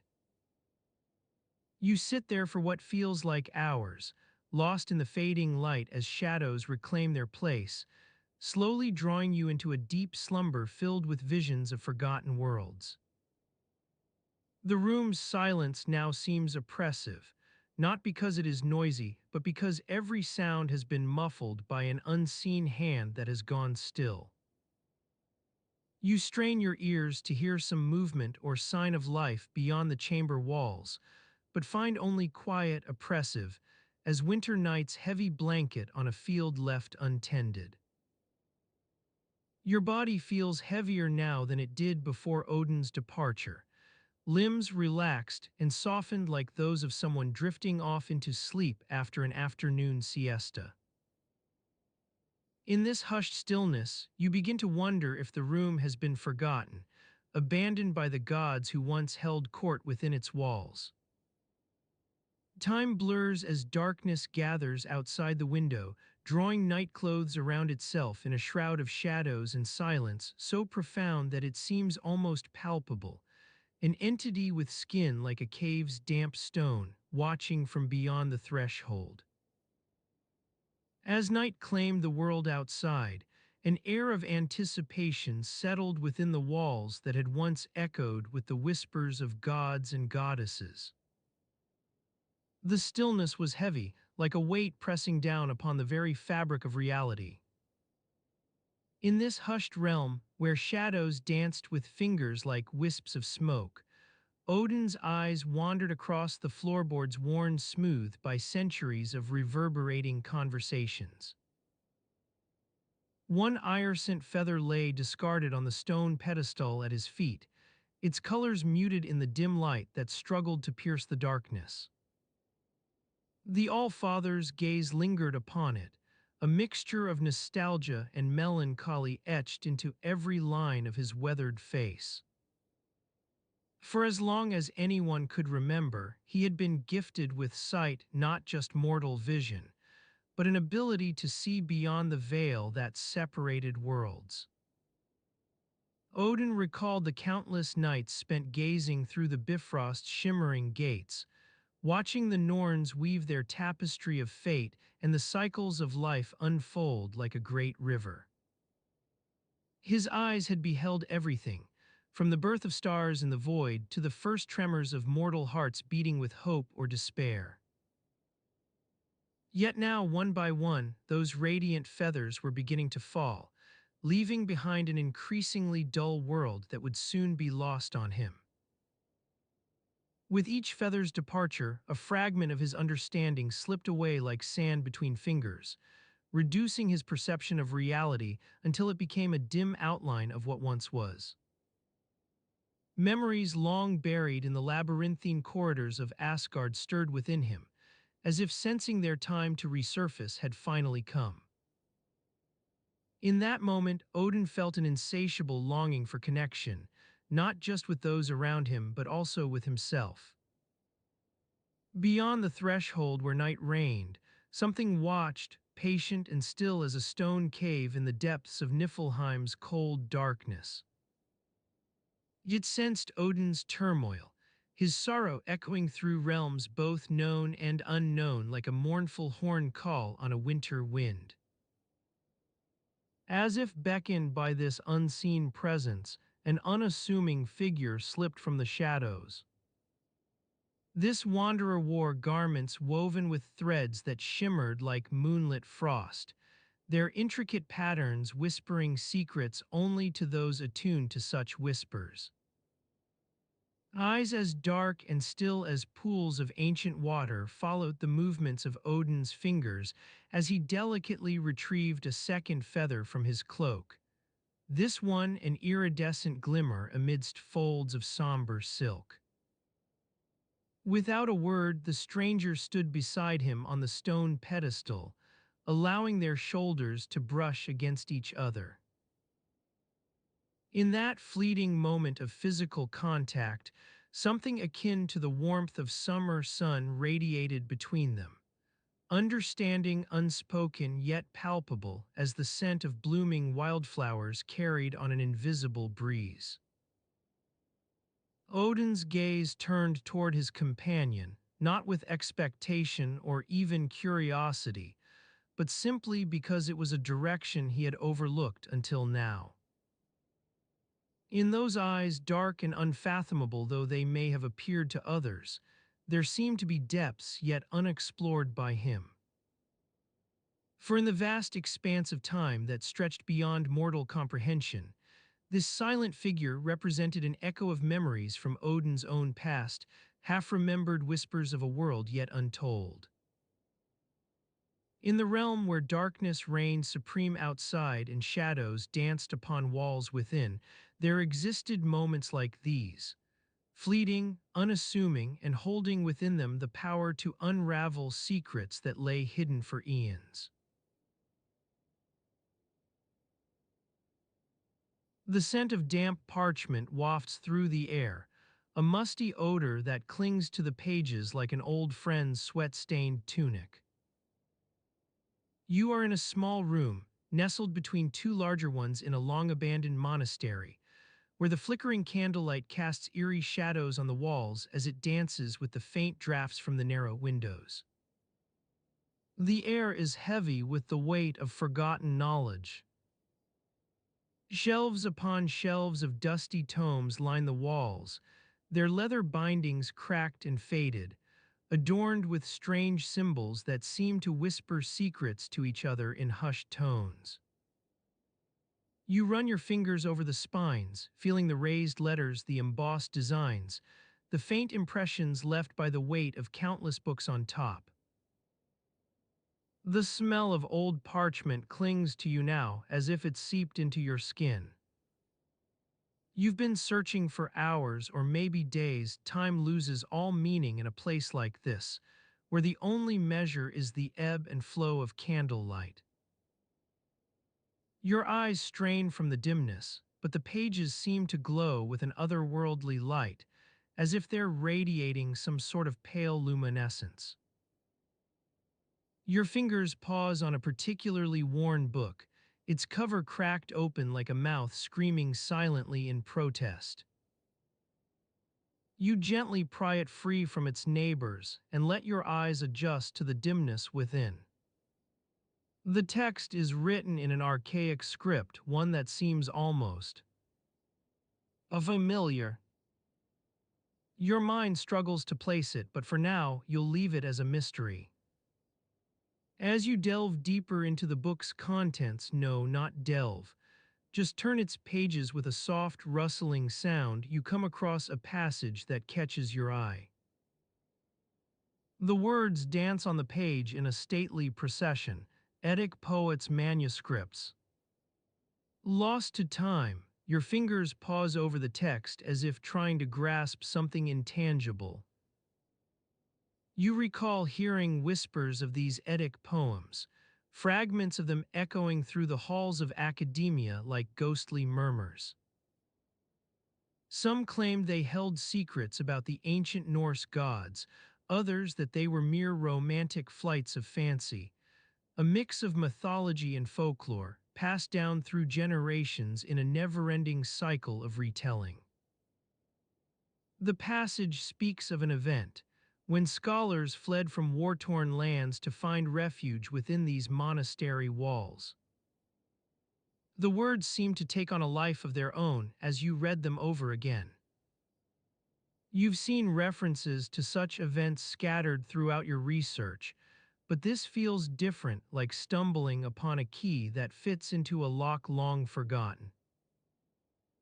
As the candle casts its eerie shadows across the room once more, it illuminates something at the edge of your vision, an old, leather-bound book lying open on a nearby table. You didn't notice it there before. Perhaps you were too caught up in searching through the shelves. The pages seem to be filled with strange symbols and markings that look almost familiar. Your mind wanders as you wonder how this came to be here, amidst all these other books and manuscripts. Had someone left it behind when they fled their homes, seeking solace within these ancient walls? And what of those Eddic poems? Were they truly lost, or merely waiting for the right pair of eyes to stumble upon them once more? You close your fingers around the worn spine of that first book, feeling a strange sense of responsibility. You've uncovered something hidden away, something that's been buried beneath layers of dust and neglect. The weight of it settles into you like a mantle, not just a relic from some bygone era, but an invitation to unravel its secrets.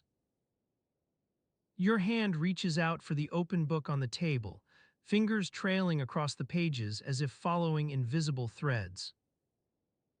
In this moment, surrounded by the silence and musty smell of aged parchment, time itself seems to bend and warp in ways both mysterious and mesmerizing.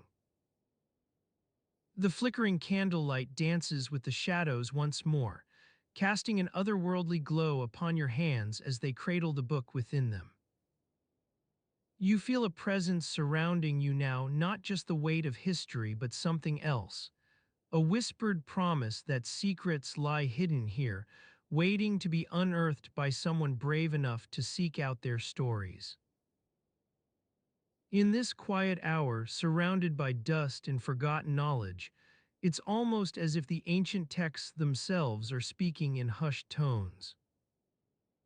You strain your ears to hear what they're saying, but perhaps you already know. Perhaps within these pages lies a truth waiting to be discovered.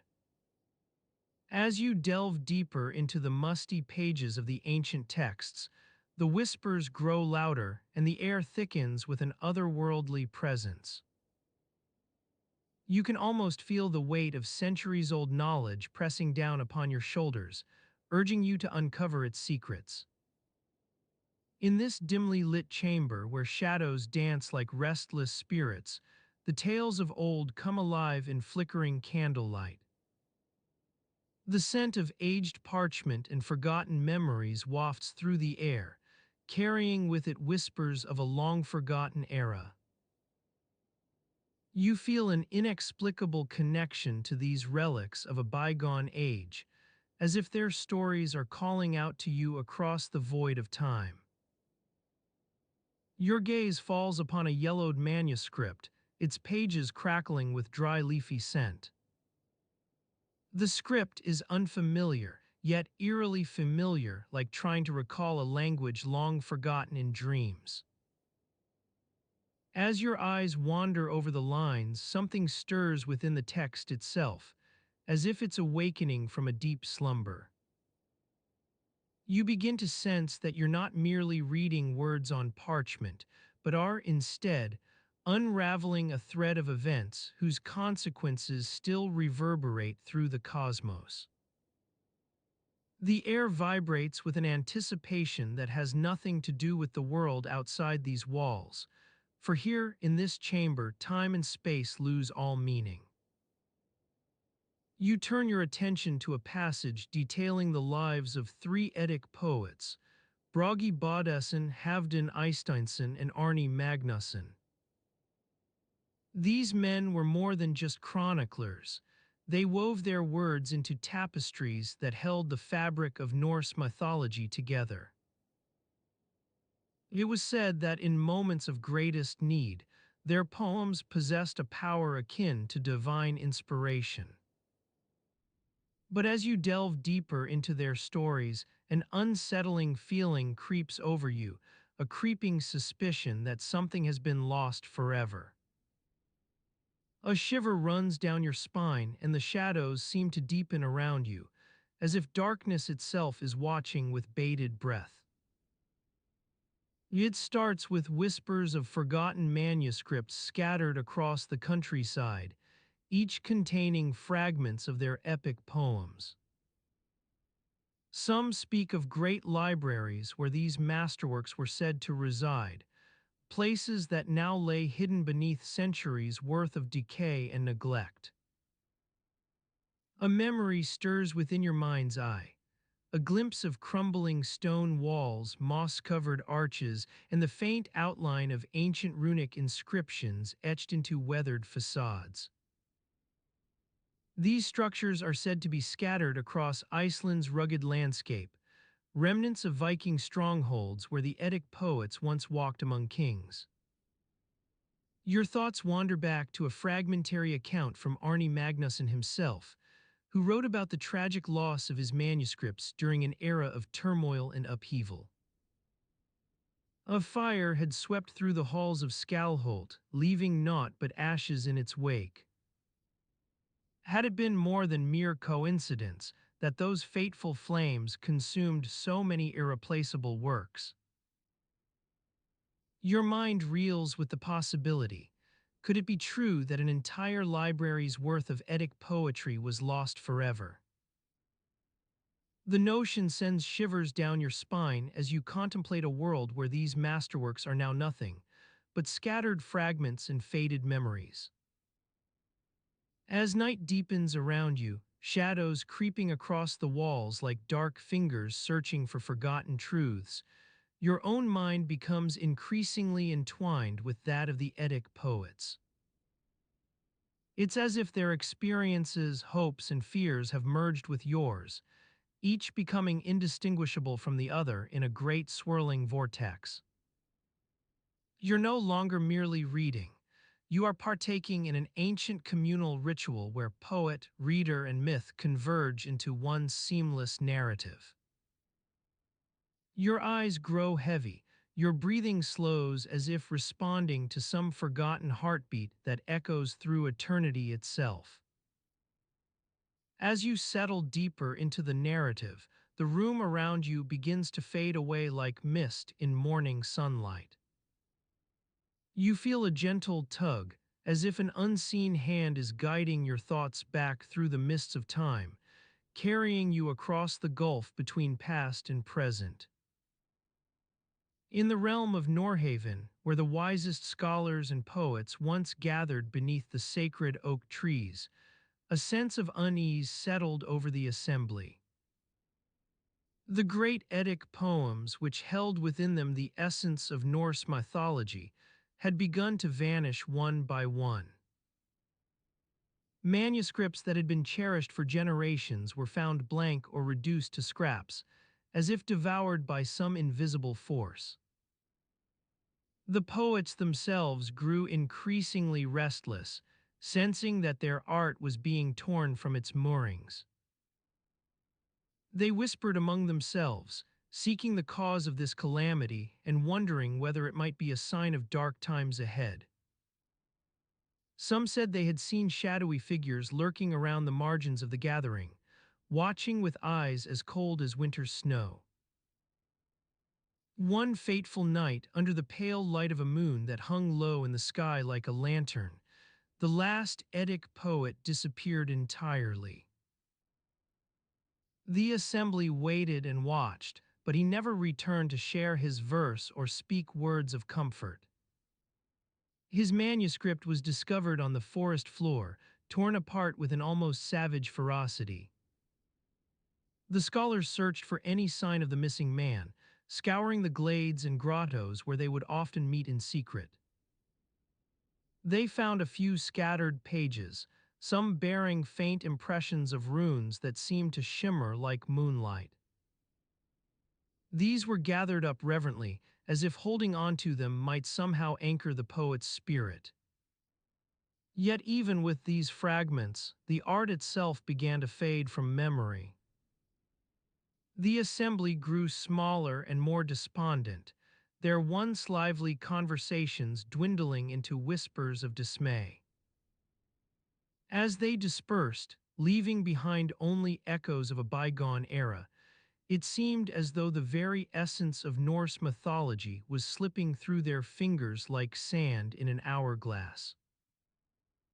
Years passed and Norhaven became but a distant memory. The people moved away, seeking refuge from some unseen danger that lurked beyond the horizon. As they settled into new lands and forged new traditions, the Eddic poems were largely forgotten, reduced to scraps of oral tradition carried on by solitary bards who sang their lines with fading conviction. And still, you feel yourself being drawn deeper into this labyrinthine narrative, as if your own heartbeat has become synchronized with that ancient drumbeat. You breathe in the scent of damp earth and decaying leaves, a primordial aroma that speaks to some deep-seated part of your soul. Your eyes grow heavy now, weighted down by the sheer accumulation of stories within stories. As you succumb to sleep's insistent pull, visions begin to dance at the edges of perception. Shadowy silhouettes flitting through moonlit glades, wisps of smoke rising from a distant hearth where an ancient fire burns low. You see a figure standing before that flame, a poet with eyes as deep and unfathomable as the universe itself.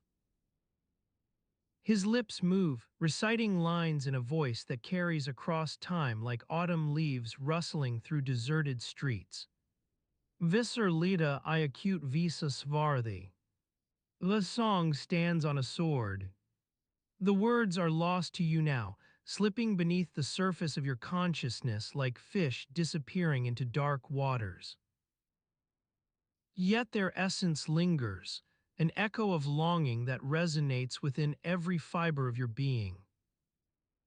Your breathing slows further still, as if in synchrony with some forgotten heartbeat that echoes through eternity itself.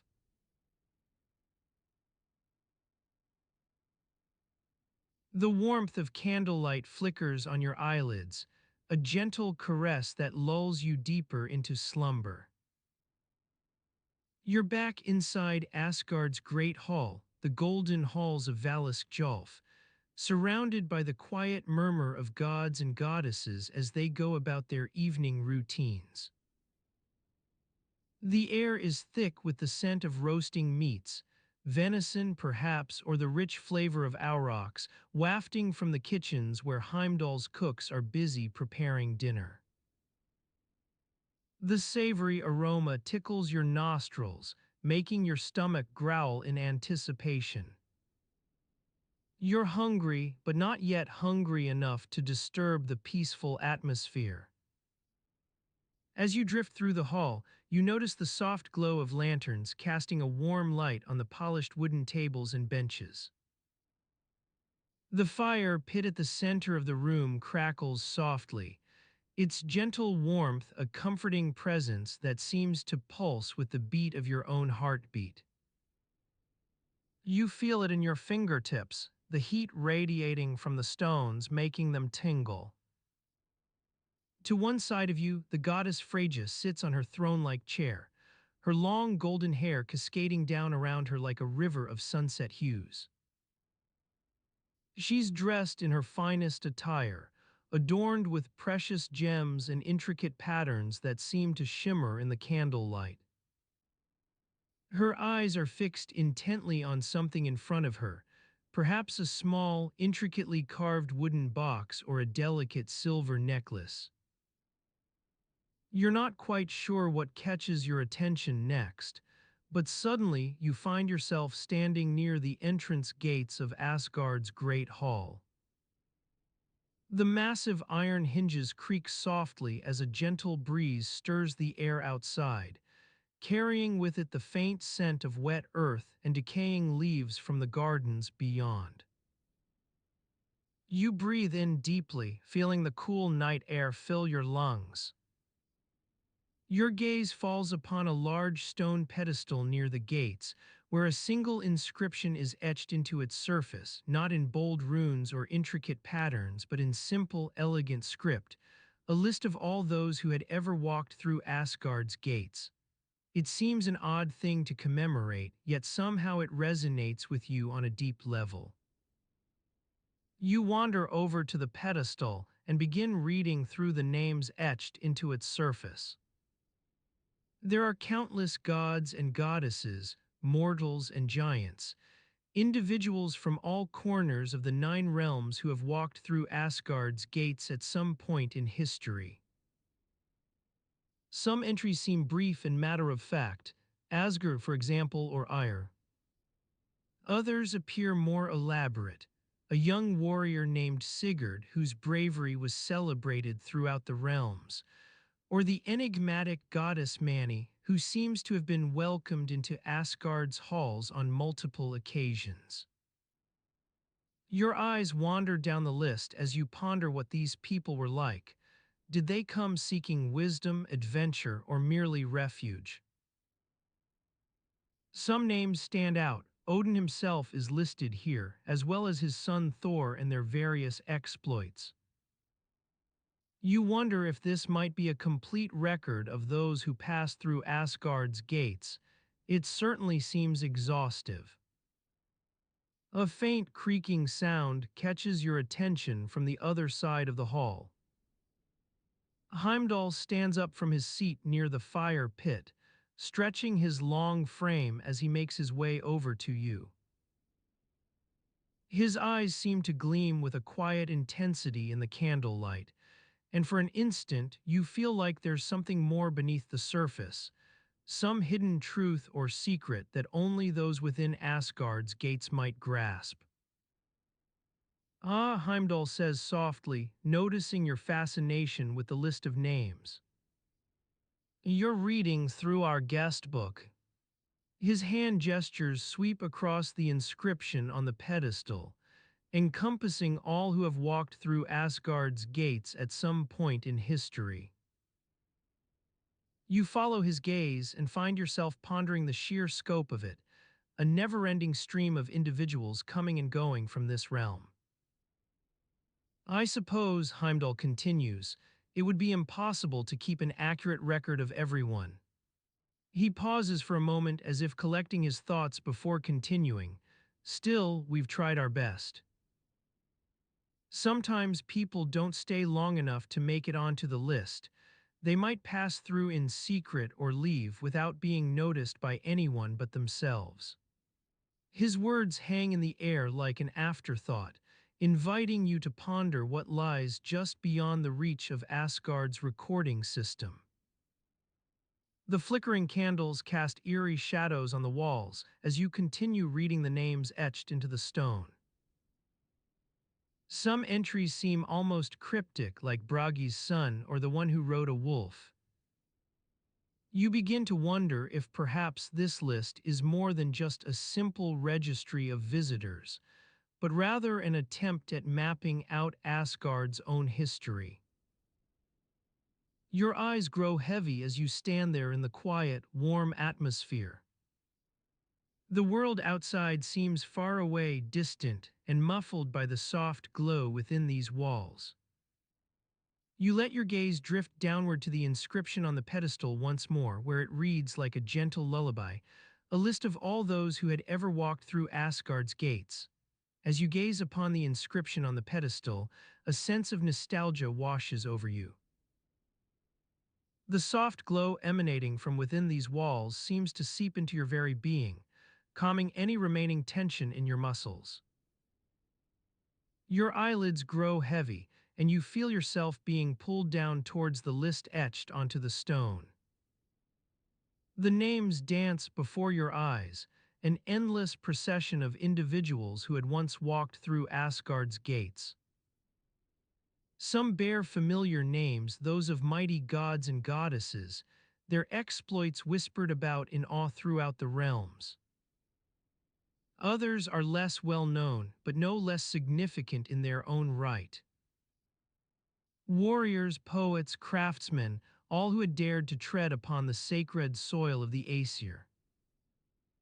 As you delve deeper into the list, a pattern begins to emerge.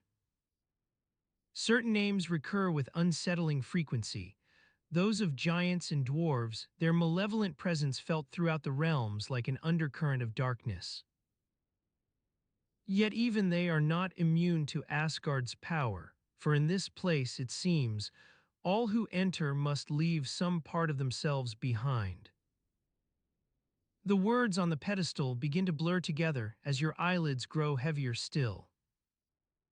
You feel yourself being drawn into a dreamlike state, one where the boundaries between reality and myth become increasingly indistinct. The soft glow within these walls intensifies, casting an ethereal light upon the list as it stretches out before you like an endless tapestry. You start to recognize faces among the names, those of mortal heroes from Midgard who had braved the perils of the Nine Worlds and emerged transformed by their experiences. There's Sigurd, the mighty warrior king, Brynhildr, the Valkyrie with a heart full of fire. Even Odin himself makes an appearance, his ravens Hugin and Munin watching over him from the shadows. The names continue to flow past you like a river, Ire, Heimdall's loyal sister, whose healing arts were renowned throughout Asgard. Loki, the trickster god with a wit as sharp as any blade. Even the great Midgard serpent himself makes an appearance, coiled and waiting patiently for its chance to strike.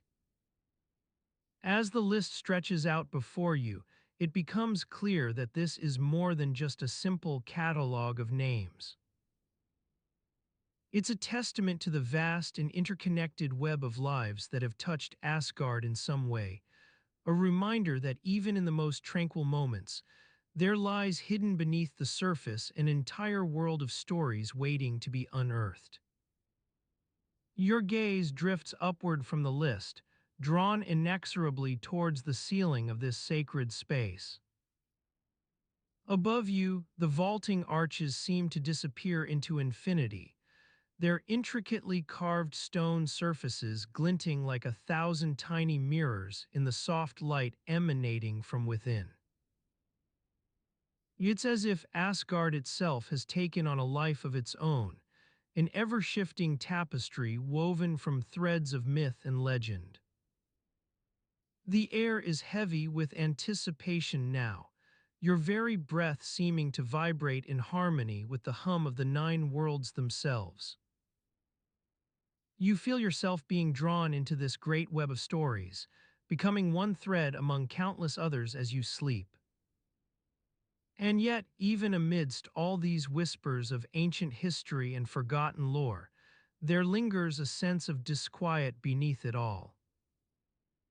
A feeling that even within this peaceful sanctuary, danger lurks just beyond the edge of perception, waiting to pounce upon the unwary traveler like a predator in the shadows. But for now, that darkness recedes into the background as your eyelids grow heavy once more, and you succumb to the siren song of Asgard's gentle slumber. The names on the pedestal fade from view, their memories slipping away with each passing moment, but the essence of this sacred place remains, woven deep within your very being like a promise kept. The soft glow envelops you now, bathing your face in its tranquil radiance as the world outside fades further into the distance. You're no longer aware of anything beyond these walls. All that exists is the quiet peace of Asgard itself, an oasis amidst the turbulent tides of time. As you sink deeper into slumber, it's almost possible to believe that even here, in this most sacred of places, there lies a realm where danger and despair hold no sway.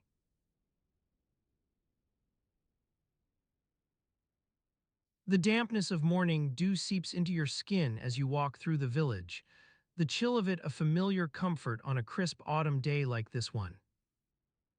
The air is heavy with the scent of ripe apples and fermenting grains, carried on the gentle breeze that stirs the thatched roofs of the longhouses. You pass by the communal storage house, where the rustle of straw sacks and creaking wooden frames announce the day's chores are about to begin. A young girl, her hair tied back in a loose knot, emerges from within with an armload of split logs, her cheeks rosy from the exertion. She exchanges a quiet greeting with you as she passes by, her eyes squinting against the morning light that filters through the partially open door. Beyond the storage house lies the village's central square, where two large stones serve as makeshift tables for daily gatherings and transactions. A few villagers linger here, their conversations hushed but animated, punctuated by the occasional clinking of cups or scraping of wooden spoons against clay bowls. You notice a wizened elder, his eyes narrowed in concentration, as he measures out small quantities of silver from a battered leather pouch. The air thickens with anticipation as you approach the gathering spot near the village's eastern gate. The unmistakable aroma of roasting meat wafts through the morning chill, carried on the gentle stirrings of smoke that escape the cooking pit. A young couple sits nearby, engaged in hushed conversation, their hands clasped together between them. You take a seat among the gathered crowd, your weight settling onto the rough-hewn bench as you nod in greeting to the pair beside you. The woman's eyes flicker towards yours for an instant before returning her attention to her companion, while the man, his face weathered from years of tilling and reaping, continues speaking with a quiet intensity. As the morning wears on, talk turns to the impending migration to Volsunga's land. Murmurs rise through the crowd as some discuss the rumors circulating about the new territory. Tales of lush pastures and unfrozen rivers, but also whispers of dark magic that lies hidden in the shadows of its dense forests. Others speak with a practical air, debating the merits of leaving behind their accustomed lands for unknown prospects. Your neighbor to your left leans over, her voice barely above a whisper as she asks about the true reasons for this migration. "What do you think, friend?" she says, her eyes darting towards the elder sitting nearby before returning to yours. "Is it merely chance that has brought us to this threshold?" You glance at the wizened elder who sits with an air of detached interest, his gaze drifting over the gathered crowd as he responds in a low, measured tone. "The gods' whispers are not for mortals like ourselves to discern. The wisest among our kind can only offer counsel based on what has been revealed." His words trail off into silence as another villager begins speaking of their own concerns and fears regarding the impending move. As you sit amidst this quiet discussion, your thoughts begin to meander through memories. Images of previous migrations, where uncertainty and doubt often reigned alongside anticipation. You recall a childhood tale told around evening fires of people leaving behind scorched earth, following signs from the gods that beckon towards new lands full of promise. Your gaze falls upon the couple sitting beside you, their faces reflecting concern etched into every line. They glance at each other, sharing an unspoken understanding in the midst of these anxious conversations about what lies ahead. You notice a worn wooden comb caught on her hair tie, its intricately carved handle bearing subtle signs of wear from countless uses. Your hand instinctively drifts towards your own hair, recalling afternoons spent as a child watching women weave and braid, hours lost in the tactile sensation of threads slipping between fingers, while stories wove their way through sun-dappled days. The memory brings with it a faint scent, that of damp earth beneath leaves rustling softly. The sound of clinking cups breaks your reverie, as someone nearby calls out to gather attention for an important announcement. Your ears strain towards the speaker's words, carried on rising murmurs from the crowd, anticipation mingled with apprehension, as they outline their understanding of why this migration must occur. As you settle back into the discussion, another presence catches your eye, that of a lone traveler who has appeared at the village gate, his weathered cloak billowing behind him like a dark cloud. The villagers nod in quiet greeting as he makes his way towards them, an unassuming figure with eyes cast downward, weighed by some unseen burden. In the midst of this gathering, you notice how little attention is paid to the traveler's arrival. Instead, conversations revolve around Volsunga's land and the reasons for their departure. The elder stands up now, calling out that today marks a significant milestone. It will be a year since they last heard from the gods regarding the migration. Rumors begin circulating about an impending storm, whispers of windstorms gathering beyond the village borders, brought by dark spirits said to sweep through these lands with alarming regularity. The talk is tempered with practical advice and reassurances that such omens have been seen before, yet somehow fails to alleviate the collective unease that settles over the crowd. The air thickens further as the announcement concludes, the mood now a heavy mixture of anticipation and trepidation. Some glance towards the eastern horizon, where storm clouds are gathering like an ominous reminder. Others huddle closer together, exchanging whispered reassurances about what lies ahead in Volsunga's land. In this midst of uncertainty, your attention drifts once more to the couple beside you, their hands still clasped between them as they speak with quiet determination. Their words rise above the murmurs now, vows spoken softly into each other's ears, promising to face whatever challenges lie ahead together. As you listen in on their tender exchange, a faint rustling echoes through the air, carried by the whispers of ancient trees that line the outskirts of this secluded village. It is as if the very forest itself stirs to life, its branches swaying with an unseen wind. You feel a shiver run down your spine, and for a moment you are transported back in time. In days long past, when the world was still young and unblemished by the scars of wars and conflicts that would come later, Volsunga's land beckoned to weary travelers seeking refuge from the tumultuous realm beyond its borders. Many came as fugitives, fleeing battlefields scarred with bloodshed and chaos, driven by desperation to escape the unforgiving world they once knew. Among them was a band of Viking warriors, men who called themselves sons of Odin, their hearts filled with honor but worn down by the battles they fought for power and glory.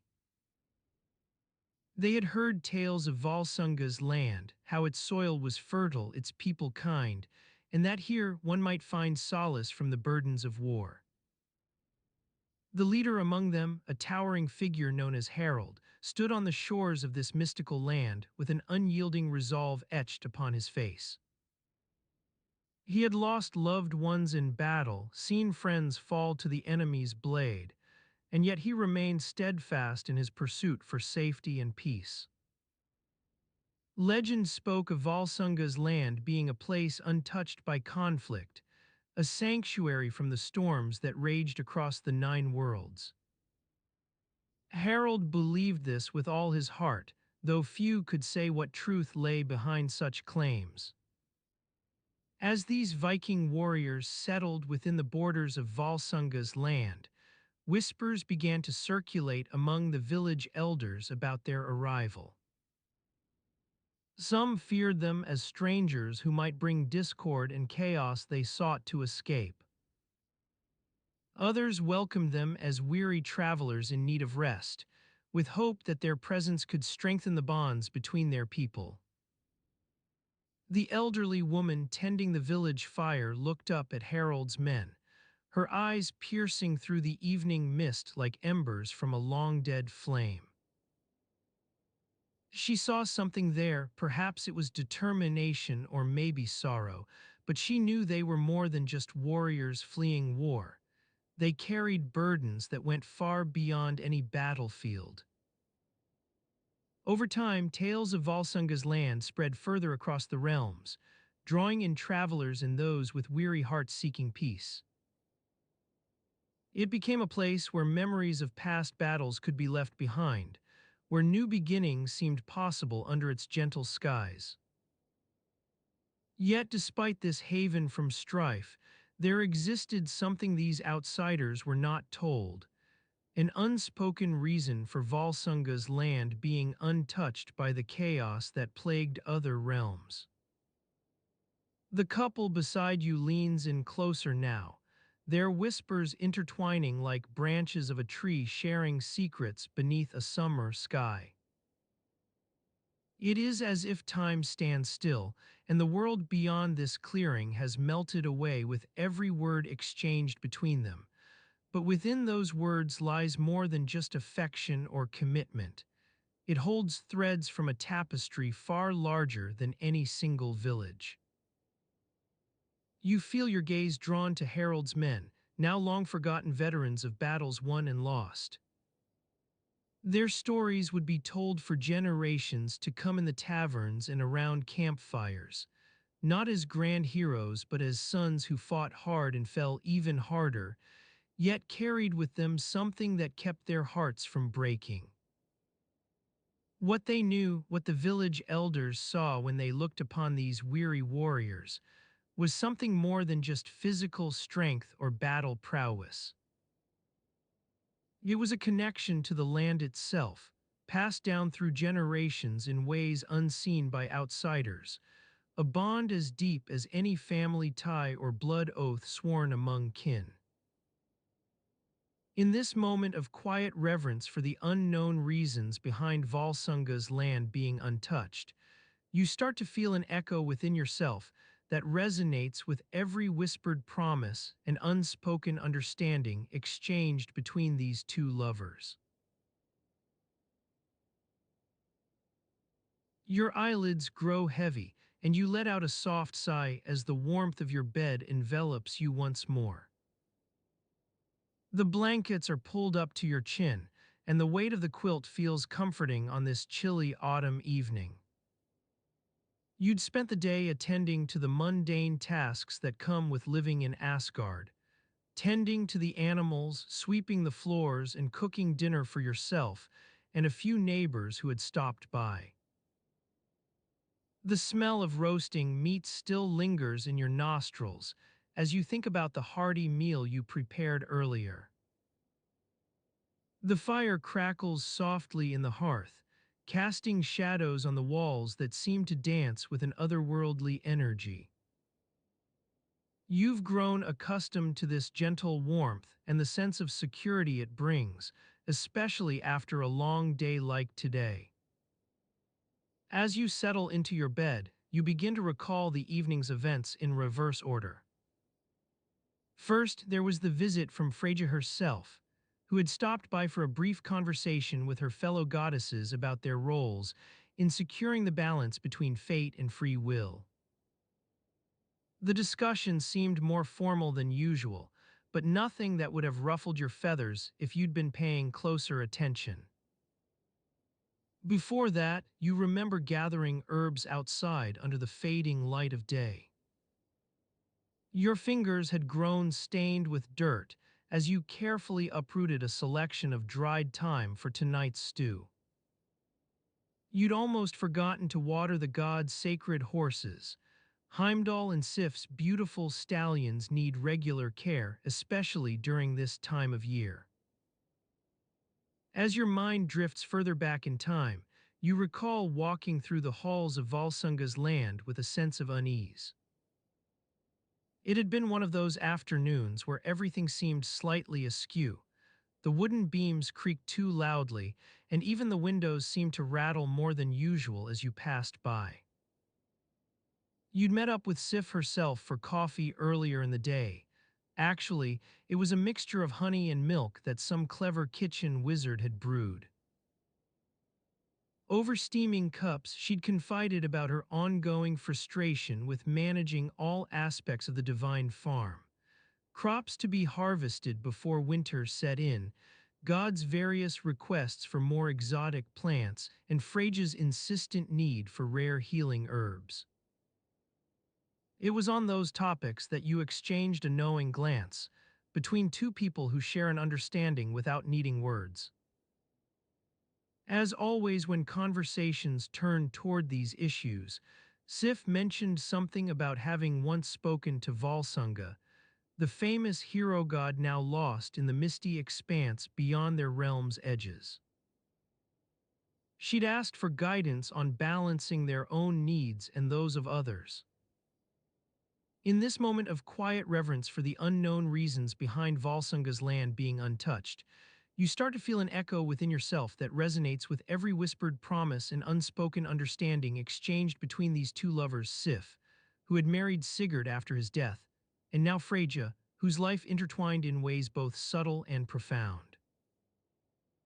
You recall how sometimes, when walking through Volsunga's land at dusk or dawn, times of day that hold so much mystery for us mortals, you sense a certain sadness.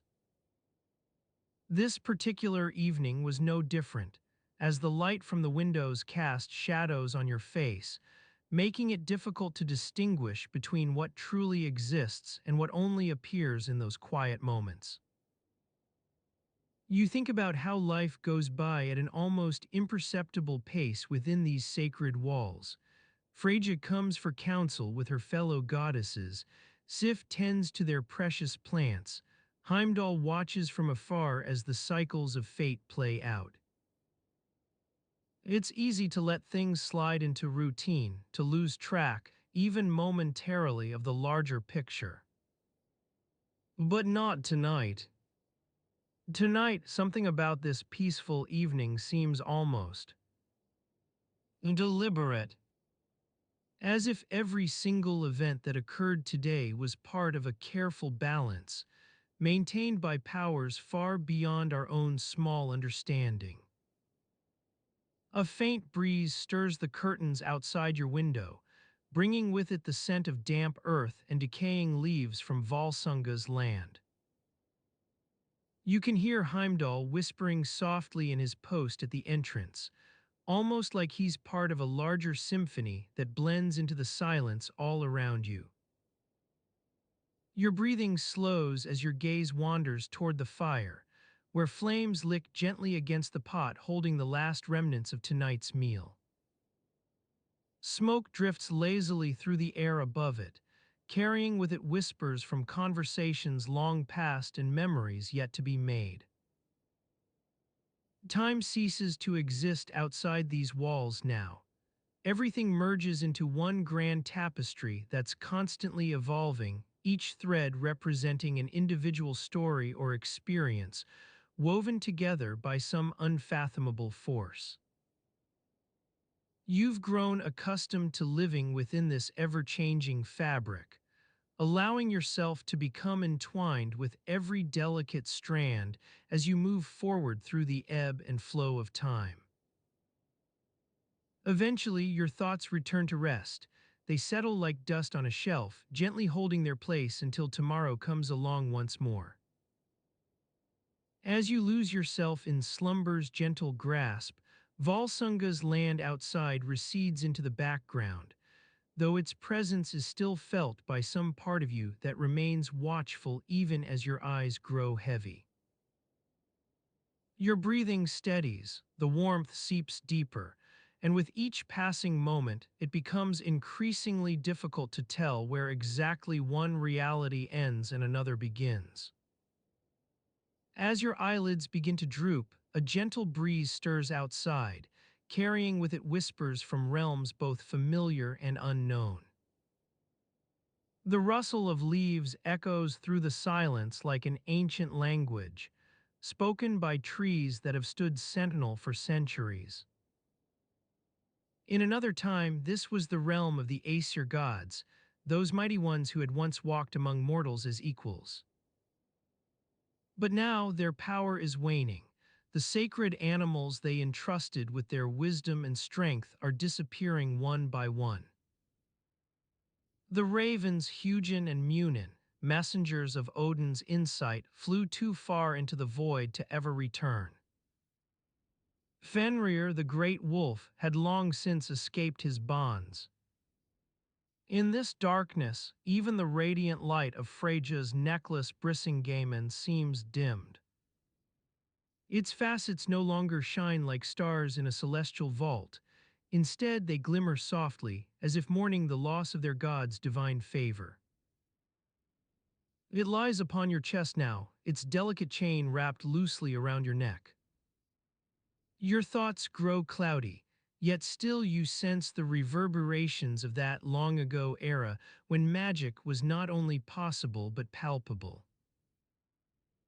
Your mind strays to Midgard's fertile plains and mountains where Asgard, the realm of the gods, rested precariously upon Yggdrasil, the world tree whose roots delved deep into Niflheim. The air around you begins to ripple with memories. Garmr, the giant wolf pacing at the gates of hell, Heimdall, sentinel of Bifrost Bridge, gazing out toward Asgard. His eyes, like those of Odin's wolves, hold secrets and watchfulness, even now as your eyelids droop further. The soft caress of the goddess Freyja on your skin is almost imperceptible, but her presence lingers, an aching sorrow that echoes through all realms.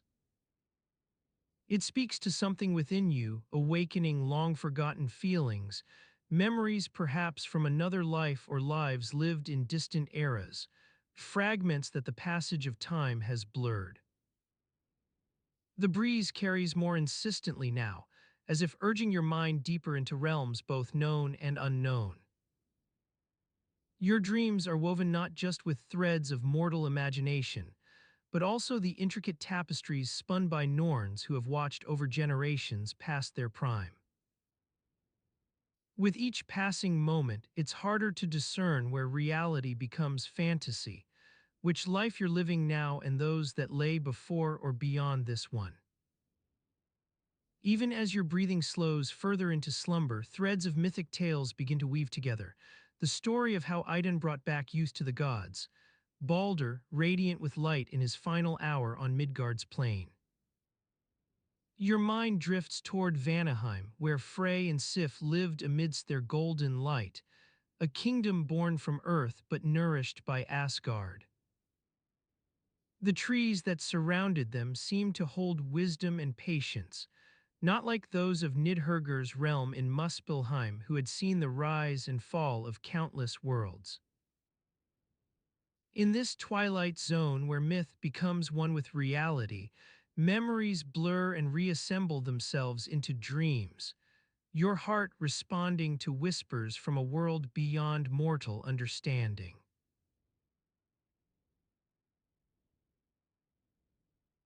The scent of damp earth and decay wafts up from beneath your feet as you stand on the creaky wooden floorboards of a long-abandoned cellar.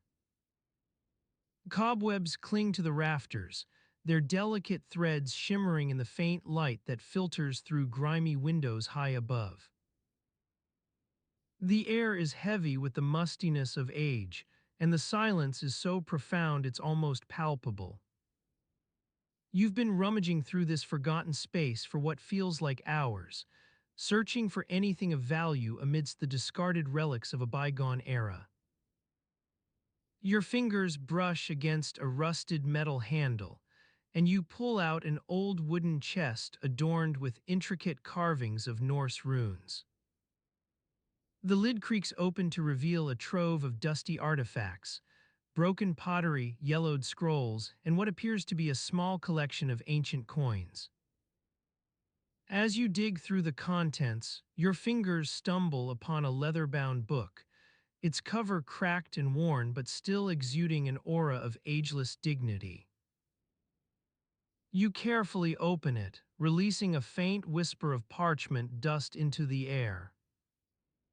The pages are yellowed with age, their ink faded to a soft brown that threatens to disappear at any moment. The text within is written in a language you don't recognize, but as your eyes wander across the page, you begin to make out hints of meaning amidst the unfamiliar script. It's as if the words themselves hold secrets and stories waiting to be unlocked by someone with the right key, or perhaps simply by someone willing to immerse themselves within its musty pages. You sit down on a nearby stool, letting the weight of your fatigue settle upon you like a gentle blanket. Your gaze drifts towards the windows high above, where shafts of fading sunlight pierce through the grime and cobwebs, casting eerie shadows across the walls. The silence is still absolute, but now it's punctuated by the soft creaking of wooden floorboards beneath your weight. Your fingers linger on a nearby scroll, its surface worn smooth from countless years of handling. As you unroll it, a faint scent of old parchment and candle smoke wafts up, transporting you to a time when these very same hands might have written or read the words now scattered across this ancient page. The script is intricate, each line curling around itself like a twisting vine. You recognize some of the runes used in Norse mythology. Odin's ravens, Tyr's sword, and Freyja's necklace all make appearances amidst the text. But the meaning remains elusive, as if the words themselves are hiding behind veils of secrecy, waiting for someone to decipher their hidden language. As you continue reading, your eyes begin to blur, and the room starts to recede into a soft haze. You're aware of your own breathing now, slow and deliberate in this stillness-filled space. The weight of the book against your lap is comforting, an anchor in this sea of forgotten knowledge. Your gaze drifts towards the wooden chest, its contents spilled out across the dusty floorboards like offerings to some ancient deity. Amidst the scattered artifacts, you notice a small ceramic vessel adorned with intricate patterns and symbols that seem almost familiar. Your fingers twitch as if drawn by an unseen force, reaching for the vessel without thinking. As your hand closes around it, the coolness of the earthenware is soothing against your palm, like being wrapped in a layer of quiet. The room begins to fade further into obscurity now, and you're aware only of the soft weight of the vessel within your grasp. It's almost tranquil. As you stand there cradling the earthenware vessel in your hand, a strange sense of calm washes over you. The world outside begins to recede further into darkness, and you feel as though you're being pulled down into some hidden realm. You try to recall what this thing is, why it's so important that it feels like everything hinges on holding on to it. You glance about the room once more, but all you can see are shadows cast by flickering candlelight dancing across walls. There's a creaky old wooden desk in one corner, covered with dusty books and strange trinkets, their surfaces reflecting tiny pools of light that seem to shimmer like miniature lakes on moonlit nights. Beyond the room, there must be other spaces within this building, places where secrets reside hidden away from prying eyes. You wonder if you'll ever find them or if they're lost forever in these depths. The idea sends a shiver down your spine as you think about all that might lie undiscovered here. You take a deep breath and let it out slowly, feeling the weight of the vessel steady itself against your palm once more. You press on through the room's entrance, now little more than a dark doorway leading into mystery. Your footfalls echo softly down long corridors, but they don't seem to disturb whatever peace has settled over you. You find yourself in narrow stairwells with steps that creak beneath each hesitant step forward. Every movement sends vibrations up from your feet and through the wooden risers, making it feel as though the very foundations of this place are speaking secrets only for those who dare listen closely enough. Your hand tightens around the vessel slightly as you continue on down into darkness, guided by a faint flickering light that grows brighter with each step. It comes from below, perhaps an entrance to some hidden chamber. Maybe it's merely a dying candle left burning long after its purpose has passed. You pause at the bottom of the stairs and peer out into dimly lit passageways that stretch off in multiple directions, lost in the shadows like forgotten memories. The vessel feels heavier now, as though you've been entrusted with something crucial to this place, perhaps even a key that unlocks its deepest secrets. The air down here is thick with scents of damp earth and old stone masonry. It's musty, stale, yet somehow it reminds you of home. Every surface seems etched by time itself. Walls, floors, the faint wisps of ivy clinging to worn stones as if trying to reclaim this place for nature. You wander through narrow alleys between rows of ancient shelves and storerooms filled with relics from times past. Each step reveals new wonders hidden away within these silent halls, objects that have waited patiently in the dark for some rediscovery, for someone willing to dig them out once more into the light. A small door creaks as you push it open, revealing a tiny room almost lost amidst the labyrinthine passages. The air inside is stale and heavy with dust. Shelves here are lined with dusty bottles containing strange liquids in varying colors, their labels worn away by age but still readable if one looks closely enough to decipher. You continue deeper into this hidden world of memories, leaving behind what once was for a moment's glimpse at the present day. The vessel remains steady and true within your grasp as you navigate labyrinthine corridors now veiled by shadows that dance with each creaking step on aged stone floors. Time begins to lose all meaning here except in how it touches every surface. Cobwebs clinging to dusty vases, the faint lines of forgotten water stains on cracked earthenware vessels. Each moment feels like a fragment broken off from some larger picture left unfinished by hands long gone, waiting for someone willing to rebuild what's been lost. In this realm where past and present blur into a haze that clings close as damp fog in autumn mornings, it becomes hard to distinguish between things. What lies here truly belongs. What is merely an echo of memories once real but now fading away like dying embers. As I wandered through the forgotten corners of this ancient house, I stumbled upon a narrow stairway that led down into darkness. The air grew thick with the scent of damp earth and moldy memories as I descended deeper into the cellars beneath the estate. Cobwebs clung to my skin like sticky fingers, while the faint glow of luminescent fungi cast an ethereal light on the walls. In this subterranean realm, time itself seemed distorted. Forgotten relics lay scattered about, their origins and purposes lost in the mists of forgotten centuries. Dusty jars filled with strange powders or crystals gathered dust, alongside ancient tomes bound in worn leather. Each artifact whispered tales of a long-forgotten past, when gods walked among mortals and magic seeped into the very fabric of reality. A faint hum resonated from deeper within the cellar, echoing through the narrow passageways like a siren's call. Intrigued, I followed the sound to a small chamber hidden behind an old furnace.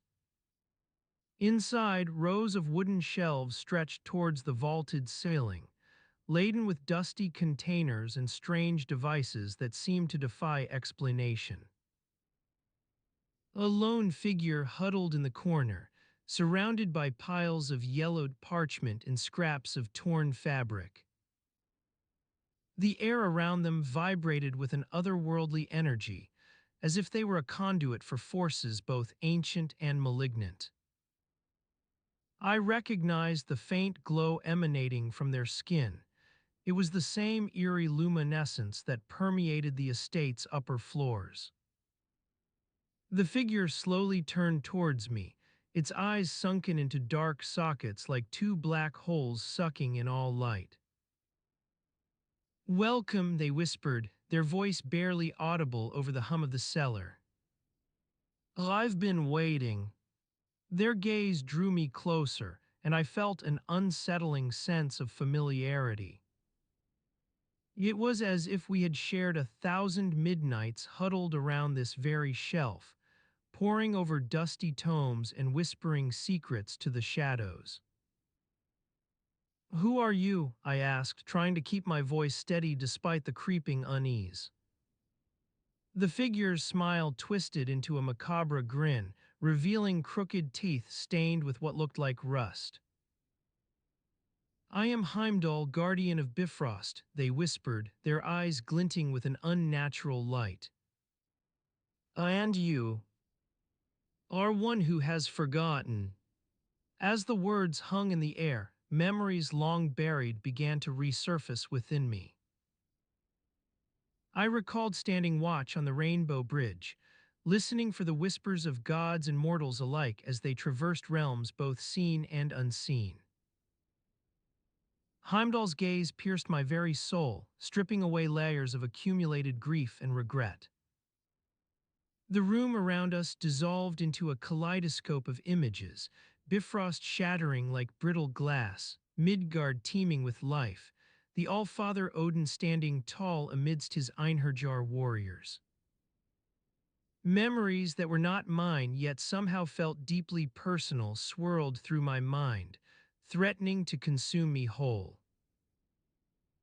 Heimdall's laughter echoed off the walls as I stumbled backwards, overwhelmed by the sheer weight of recollection. "You see," they whispered, their voice a gentle breeze on a summer's day. "The past and present blurred together like mist and fog. It is here that we keep the threads of memory, in this place where old things are kept."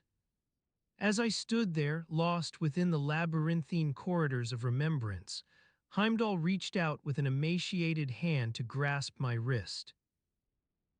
The touch sent shivers through me, as if cold fingers brushed against my very heart. "Come," they whispered, leading me deeper into the shadows.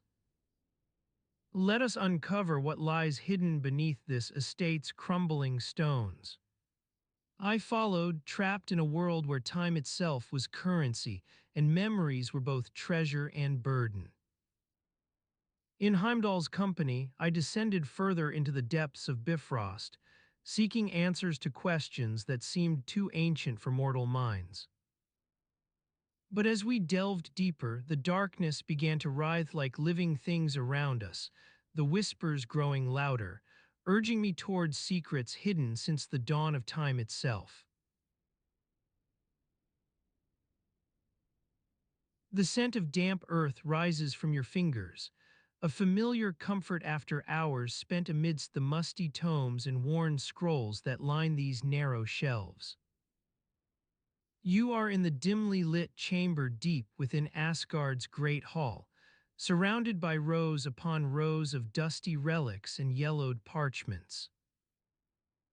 The air is heavy with the weight of forgotten knowledge, its secrets whispering through the pages like a gentle breeze on a summer evening. Tyr, son of Odin, sits beside you, his eyes scanning the pages of an ancient text as he murmurs to himself about the intricacies of Norn's prophecy and the tangled threads of fate that bind them all. The soft glow from the candles casts eerie shadows upon the walls, but your attention is drawn instead to the worn leather satchel slung over Tyr's shoulder. As you watch him rummage through its contents, a faint scent wafts up, a mix of old parchment and something akin to burnt honey, carried on the breeze from the nearby kitchens. You remember now that this morning's meal was an especially rich stew made with wild boar meat and mushrooms foraged deep in the forest. The satchel yields more scraps of parchment, each one bearing cryptic notes scrawled in haste, mentions of Fenrir's growing strength, prophecies foretold by Odin himself about the impending battle between fire and ice. Tyr pauses to study a particular passage before muttering something under his breath about the futility of trying to bind what cannot be bound. As he sets aside the parchment, you notice that one corner bears an incomplete line scratched out in haste as if written with trembling hand. Who was last seen by Aegir's own eyes? The phrase lingers on your mind like a half-forgotten melody. You recall now how Tyr mentioned seeing a certain someone lingering about the great hall, speaking in hushed tones to the Aesir who dwelled within its walls. The flickering candlelight casts an eerie glow upon the faces of those nearby, Heimdall's sharp profile, Frigga's gentle smile as she leans forward to join the conversation. Tyr glances up from his studies and begins a quiet tale about an event long past, how Aegir himself saw Fenrir break free from its chains. The memory stirs something within you, but it remains just out of reach, like grasping for smoke on a windless day. As you sit here amidst the musty pages, Tyr's words dissolve into gentle chatter as he speaks of the giant's final farewell, how Aegir stood by while Fenrir was led away to be imprisoned once more. His voice carries above the quiet hush within the great hall, echoing through your mind like whispers in a dream. You try to recall what comes next, but it remains shrouded behind the veil of forgotten time. What you do remember is the way Tyr described Aegir's parting words, spoken low and solemn as he vanished into the shadows. The room grows quieter still, though no one seems to be actively trying to quiet down. The fire in the nearby hearth dies away, leaving only faint embers glowing like dying stars within its hollow heart. A distant murmur begins to rise from outside, carried on the wind, whispers of a storm brewing beyond Asgard's walls. Your gaze drifts upwards toward Heimdall's watchful presence at the gates, ever vigilant for signs of danger lurking just out of sight. Frigga leans forward once more, her eyes locked upon Tyr as he speaks in hushed tones about events yet to come, how a great reckoning will befall Asgard and all its people. The air grows heavy with anticipation, though not the kind that brings excitement or fear, merely an unshakable feeling of resignation. It is as if you are standing at the edge of a deep river, watching the ripples spread far out across its surface before disappearing into the darkness beneath. Your eyelids grow heavy as Tyr continues his tale, weaving tales of gods and giants together like threads on a loom, telling how all that has come to pass was but a single step toward an inevitable conclusion. The words begin to blur together in your mind, lost within a haze of smoke from last night's fire. Frigga reaches out with her hand, gently placing it upon Tyr's shoulder as if urging him on towards some unseen destination, though he seems not to notice, so deep is his involvement in the narrative unfolding before them all. The flickering candlelight casts shadows that dance like wisps of fog upon the walls, weaving a dreamlike atmosphere within which you are trapped. A shiver runs down your spine as Tyr speaks on about the final battle, Fenrir's strength growing by the day until it can no longer be contained. He mentions something about Loki and his involvement in events yet to come, how he shall play a role that will shake the very foundations of Asgard. His words grow indistinct, fading into the background as your eyelids droop further still, heavy with fatigue from listening through the long day's tales. The fire outside seems to have raged on without pause, its distant roar weaving in and out of Tyr's voice like a constant heartbeat. The silence that follows his final words is thick enough to touch, broken only by Frigga's soft sigh as she leans back into her seat, lost in thought about what the future may hold for them all. The darkness closes around you once more, its familiar weight settling softly upon your shoulders like an old cloak wrapped tight. As the world outside grows quiet and still beneath the gathering storm clouds, a sense of peace settles over Asgard's halls, carrying with it memories both dark and golden from times long past. You feel yourself slowly slipping into slumber amidst this tranquil scene, lost in a sea of whispers about events yet to unfold. The room recedes further and further as you sink deeper into the shadows, though still your mind clings tight to Tyr's final words, who was last seen by Aegir's own eyes. As you delve deeper into slumber, your mind continues to wander through the realms of Norse mythology, drawn by the enigmatic threads that Tyr's words have spun. The image of Aegir, the mighty sea god, rises before you like a colossal statue, his piercing gaze seeming to bore into the very fabric of time itself. Your thoughts begin to unravel as you try to grasp the significance of Aegir's role in this tale. Was he merely an observer, a sentinel standing watch over the fates that would unfold? Or did he play a more active part, guiding the threads of destiny towards their inevitable conclusion?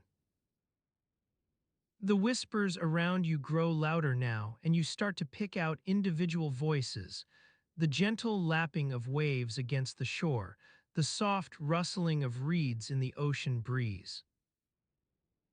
They all seem to be speaking at once, yet somehow they weave together into a rich tapestry that's both mesmerizing and disorienting. You feel yourself being drawn towards Aegir, as if you're being pulled through the very fabric of reality by some unseen force. The room around you dissolves, replaced by the endless expanse of the ocean, its depths shrouded in a misty veil that seems to writhe and twist like living darkness. Suddenly, you find yourself standing on the deck of Aegir's great hall, surrounded by the trappings of an ancient seafaring culture. The air is thick with the scent of salt and seaweed, and the sound of laughter carries on the wind, though it seems to be tinged with a hint of sorrow. You look around for Aegir himself, but he's nowhere to be seen. Instead, you notice a figure standing at the edge of the hall, gazing out towards the horizon. It's a woman, her long hair streaming behind her like seaweed in an underwater current, and yet there's something eerily familiar about her face. As your eyes drink in the details, recognition dawns. It's Ran, Aegir's queen and consort, but also the goddess of the sea's wrath. You remember how she was often depicted as a fearsome figure, luring sailors to their doom with her siren song. Yet there's something different about her here, something that speaks to your deeper understanding of the mythological tapestry. Oh, she seems troubled, lost in thought, and for an instant, you glimpse a glimmer of sorrow behind those piercing eyes. The room falls silent around you as all sound seems to freeze except for Ron's quiet sobs. You feel a shiver run down your spine as she turns towards you, her gaze locking onto yours with an unspoken question. Do you know what it means to see the end of things? To watch the very fabric of reality unravel. The whispers around you grow louder now, and you start to pick out individual voices, each one speaking a different tale of loss and heartbreak. You feel your mind expanding, trying to grasp the sheer scope of these events as they unfold like a tapestry across time. And then, just as suddenly as it began, everything goes still again. The room around you solidifies and Ron's sobs cease, leaving only an oppressive silence in their wake. Your gaze falls upon her once more, but this time there's something different about the way she looks at you. Who was last seen by Aegir's own eyes? The question echoes through your mind like a mantra, drawing out threads of memory and intuition that weave together into an eerie narrative. Ron takes a step closer to you now, her voice barely above a whisper. It was I who saw him. The one they call Fenrir, unbound from his bonds at Ragnarok's very doorstep.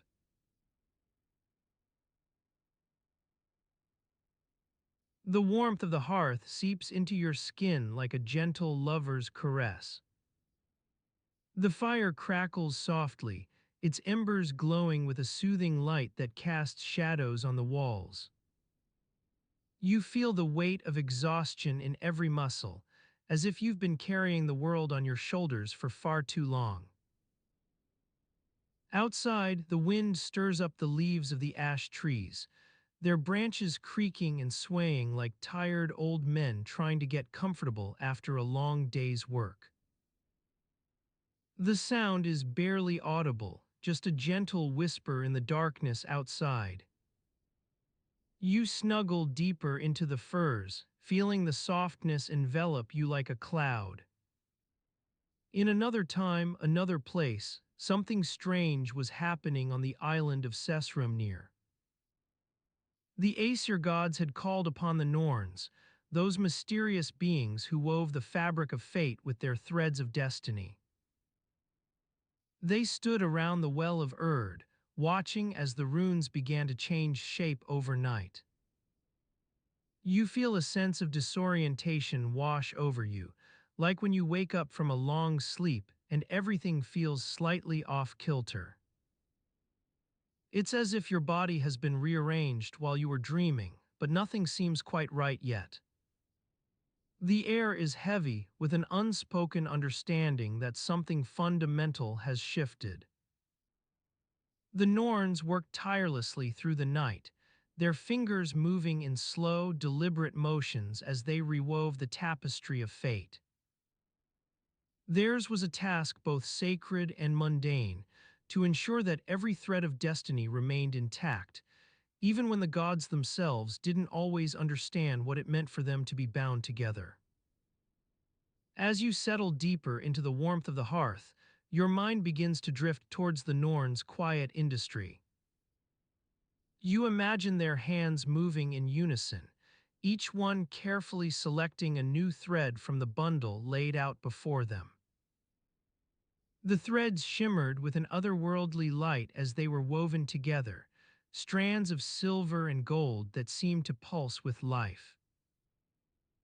In Sessrumnir's great hall, the Norns' whispers carried on the wind like autumn leaves rustling through the trees outside your own window. Their voices rose and fell in a gentle cadence, each one weaving its own strand into the intricate pattern of fate. The sound is almost soothing, a reminder that even as the world above seems to spin out of control, there are still forces at work shaping destiny's course.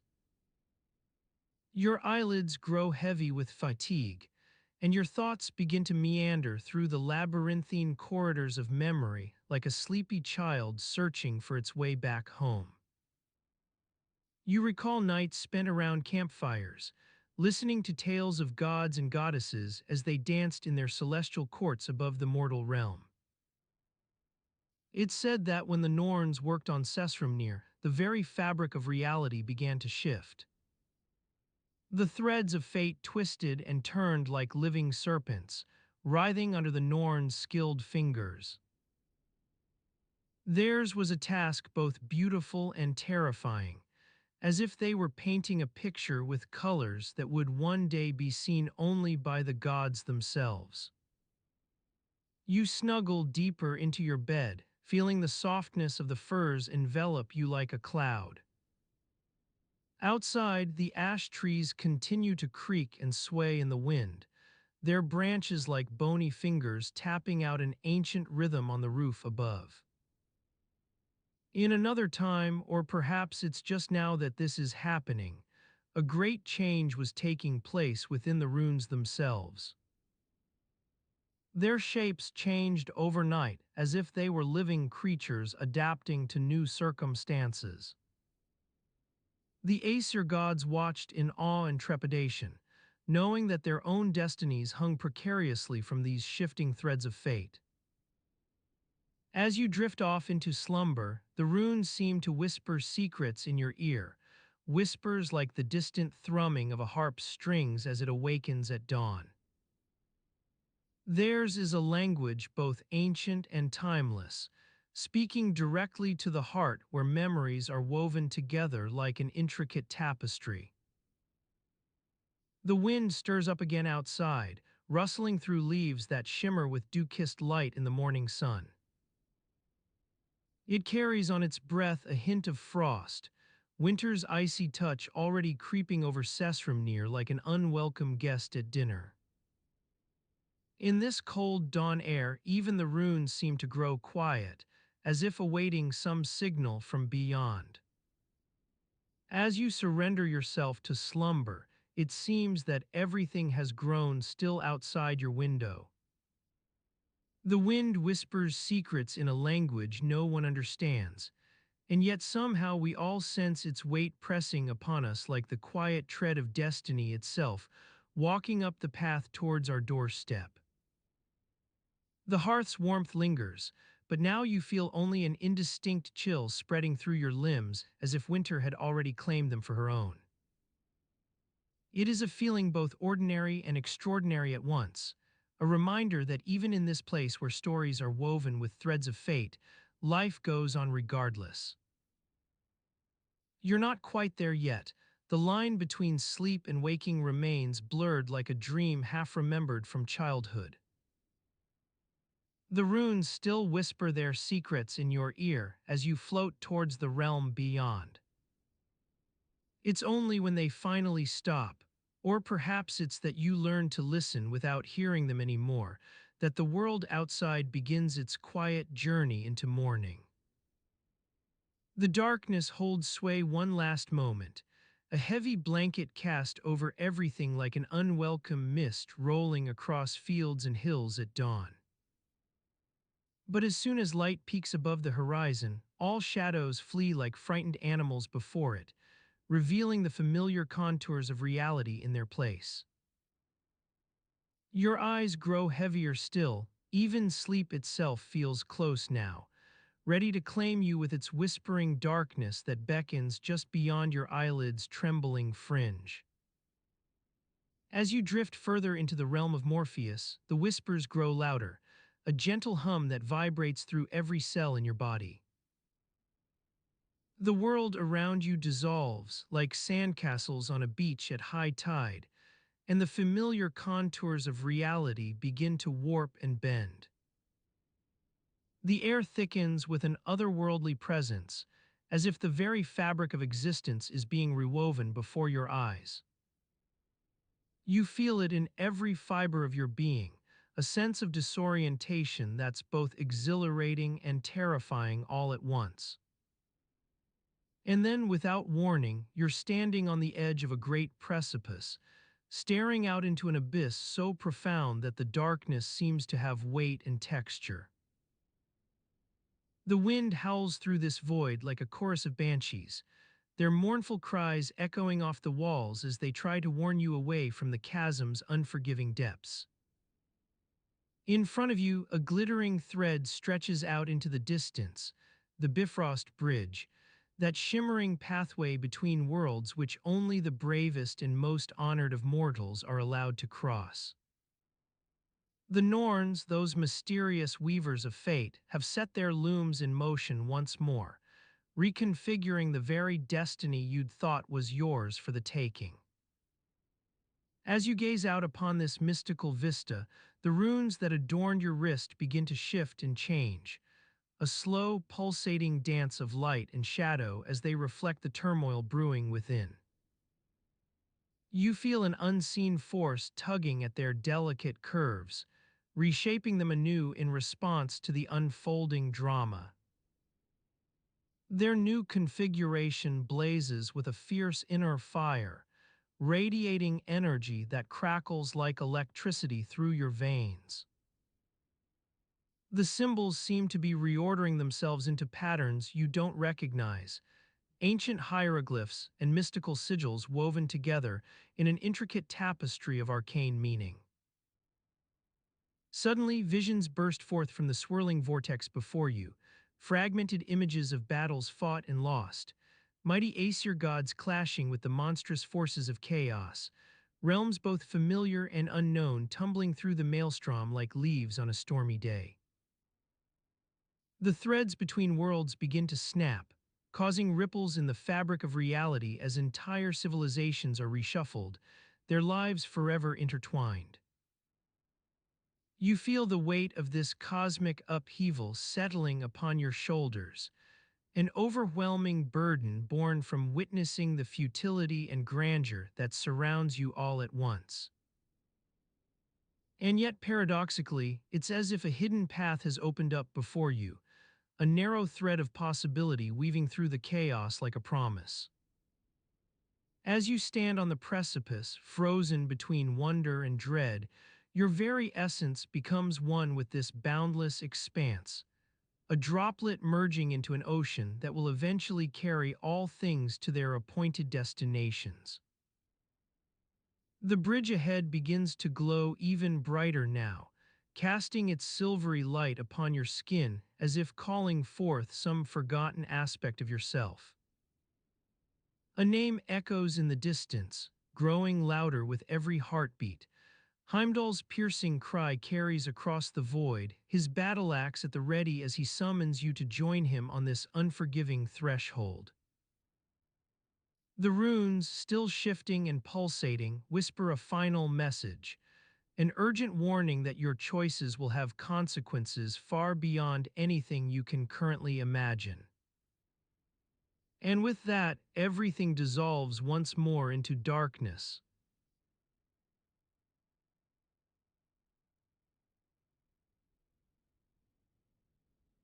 Tonight you've traveled through the mist-shrouded realms of Norse mythology, where shadows danced across the walls of Asgard's great halls and distant fires cast a golden glow on the pages of forgotten texts. The tides of time went out to reveal fragments of Middas' lost recipe, whispers from the Eddic poets' vanished manuscripts, and the faint scent that haunted Odin as he watched his sight slip away one iridescent feather at a time. Beneath these scattered threads lies a deeper tapestry, woven from the silken strands of human connection. Each tale speaks to our shared quest for meaning in an uncertain world, where migrations and traditions are born from whispers and half-remembered stories passed down through generations. If you'd like to keep exploring, you can gently tap like and subscribe so you don't miss the next journey. And if you feel awake enough, leave a comment and share where in the world you're listening from, for it is in these quiet exchanges that we begin to weave our own tapestry of understanding. As you surrender to the softness of your bed, let the weight of memory lift, like autumn leaves drifting on a lazy current. Let the shadows deepen, the fires fade, and the tides go out once more. The world outside recedes with each gentle breath, its sounds muffled by the quiet patience of the earth. And in this stillness, time itself becomes as fleeting as a summer breeze that stirs the grass before vanishing into the horizon, leaving behind only an echo of what's been and will be, forever woven into the fabric of our collective memory.